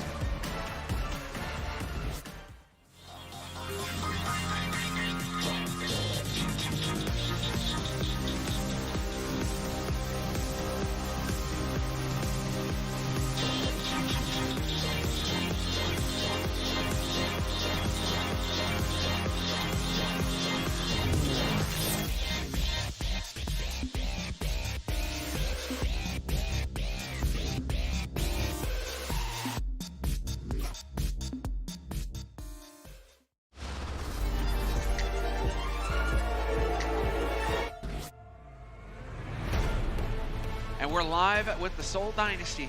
This is it, the push for victory here, Hanks. 2:44 on the clock, and all the pressure on the charge to hold them off. They can't lose the map, so Seoul will still stay with 3 wins, Guangzhou with 1 if there's a draw. Because we're on a hybrid map, Seoul simply needs 33% on the very first capture point, and they will lock up their playoff spot. They will move forward in our Overwatch League 2019. And yeah, it's cute, didn't work. Oh, so close. Man. And they're not even taking any risks. Charge, they didn't even go for the far, so they're not even playing to their strengths potentially. Although, I mean, we saw how that worked the first time around. It didn't work at all, but no faith. Change the strategy. Nero isn't a slouch on the Reaper, but we'll see much damage taken here so far from the Seoul Dynasty, but the Charge can say the same. Eileen gonna get topped up, and the Charge forced back from the choke point.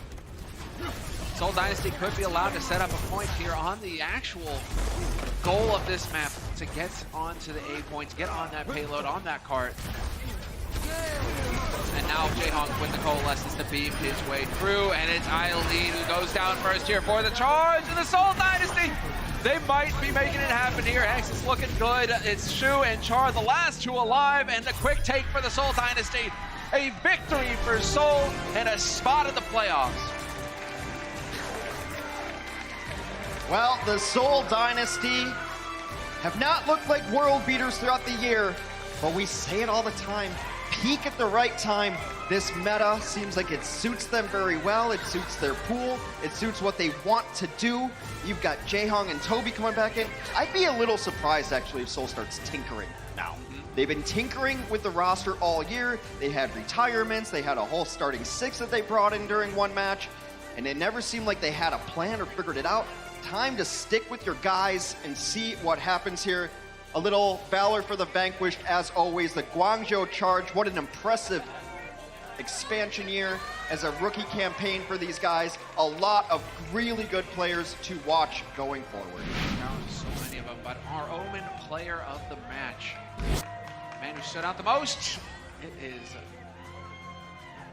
That is definitely not, but that is Fitz. Look, Fleta, it came up big when they needed him, and he was able to shut down the Bar and Mercy, and he had plays, but Fitz was consistently a monster on the ground in a game in which we thought Eileen would dominate. Eileen had his moments, but if you talk about the overall big, grand picture of things, Fitz had a better Doomfist. He just had a better Doomfist. Time and time again, especially that last map on Eichenwalde, to really just crush, to go through and get those 2Ks, 3Ks, and constantly, and they just couldn't stop him. A lot of credit has to go to Jae Hong to keeping him alive there, because, you know, Fitz is getting himself in situations. Jae Hong's like, I got you, I click stuff, I'm good. And Fitz had a breakout moment there, and so when you pair Fitz and Fleta together in this meta going, look, I think in this meta, if you don't have Doomfist, you're in trouble. Oh, clearly. Yeah. Clearly, because otherwise nothing dies. I mean, sure, you got oddities like Hotba, right? Individual players who can make, you know, tanks shine and do damage. But you need to blow things up. You can get by without a Pharah. I don't think you can get by right now without a Doomfist. All right, so it's time for our Coke victory moment. Danny is ready with the interview. Summonex, thank you very much. Everybody give it up for Michelle and Seoul Dynasty. They are moving up, going to the playoffs. All right, before I ask my first question, Michelle, not Michelle, I'm sorry. Marvel, how are you feeling right now? 지금 좀 기분 어떠신가요? 지금 너무 힘들긴 한데 기분이 너무 좋아요. Very tired from the long match, but feeling really great of the win. Cool. All right, I do have to talk about Sigma. My whole post-match interview right now is all about Sigma. It's the newest hero. What is your favorite thing about Sigma? Sigma에 대해서 좀 제일 개인적으로 좋아하는 게 있다면 뭐가 있을까요, 마블 선수? 그 돌덩이? 그 스킬이 너무 좋아요. 저랑 딱 맞아요. 한국말로도 돌덩인가요? 돌덩이라고 하지 않나요? 모르겠네요. 네, 여러분들이 잘 도와주실 거라고 믿고요. Alright, Marvel says that he likes the quote-unquote boulder move, which is, I believe, called accretion. We both do not know what the Korean term for that is. Marvel is saying boulder. He loves the boulder move from Sigma. Alright, next match. Your next match is against the Vancouver Titans. What will it take for Seoul Dynasty to win over Vancouver Titans in your next match? 다음 경기 이제 밴쿠버 팀과의 경기가 있는데요. 좀 어떻게 하면 서울 다이너스티가 이길 수 있을까요? 저희가 이제까지 밴쿠버한테 좋은 성적은 못 냈는데 저희가 밴쿠버한테 당한 만큼 저희도 돌려주면 될 것 같아요. So against Vancouver Titans, we've never really shown a good result in all of our matchups. So for our next match, we just have to return whatever we got from them in our previous matches. And do you believe you could win it tomorrow? 내일이 아니죠. Next time you guys play against Vancouver Titans, do you believe that you guys could defeat Vancouver Titans? 이길 수 있을까요? 이겨야죠, 무조건. We will definitely win. Alrighty, Marvel, thank you so much. Now we have a special signed jersey. And Marvel is going to give it to our special Seoul Dynasty superfan, brought to you by Coca-Cola. 넘겨주세요. And why don't you give him a hug? 한번 폼 한번 해주면 어떨까요? All right, thank you so much, Marvel. Casters, back to you guys. There you have our victory moment presented by Coca-Cola. Danny, as always, doing a fantastic job on the mic. Yep. And so we are going to be, well, seeing just how the Seoul Dynasty can fare. They've got a tough opponent coming up for them. We're set. Those were the play-ins, so those were single elimination, you know, to try to give everybody a chance to get in. The two teams that came out on top are going to move into our 2019 playoff bracket. Double elimination, our Overwatch playoff presented by Activity. And there you see it. There's the bracket. Our teams, the Charge and Dynasty, were fighting for the honor to go against the #1 seed in the Titans. But you know what? You don't know what the Titans... It's a whole new ball game here somewhere. I mean, all of those are going to be great, but there's one that in particular is going to be absolutely sick. Excelsior versus Spitfire. Yeah, which New York That's a shows up. sick Again, one. we don't even know. We don't even know what some of these teams are running. We've seen a taste of our playoff meta, It's but true. you don't quite know yet. It's true, Hex. You're not wrong there. We don't know what New York are capable of yet. Spitfire looks good, though. It's going to be a one match that I'm going to be looking forward to. I know what our Watchpoint desk is capable of, so make sure you stick around for Watchpoint, and even after that, stick around for our All Access Q&A. It's going to be similar, and I'm going to ask him some really embarrassing questions, and hopefully he will answer. Stick around, don't go anywhere. More Overwatch League action right after this.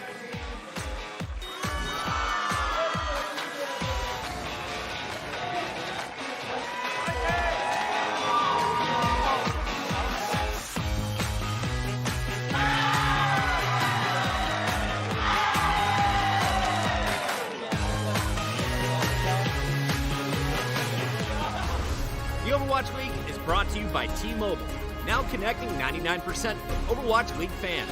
Catch your league on America's network, T-Mobile. And by Toyota, official North American partner of the Overwatch League. Toyota, let's go places.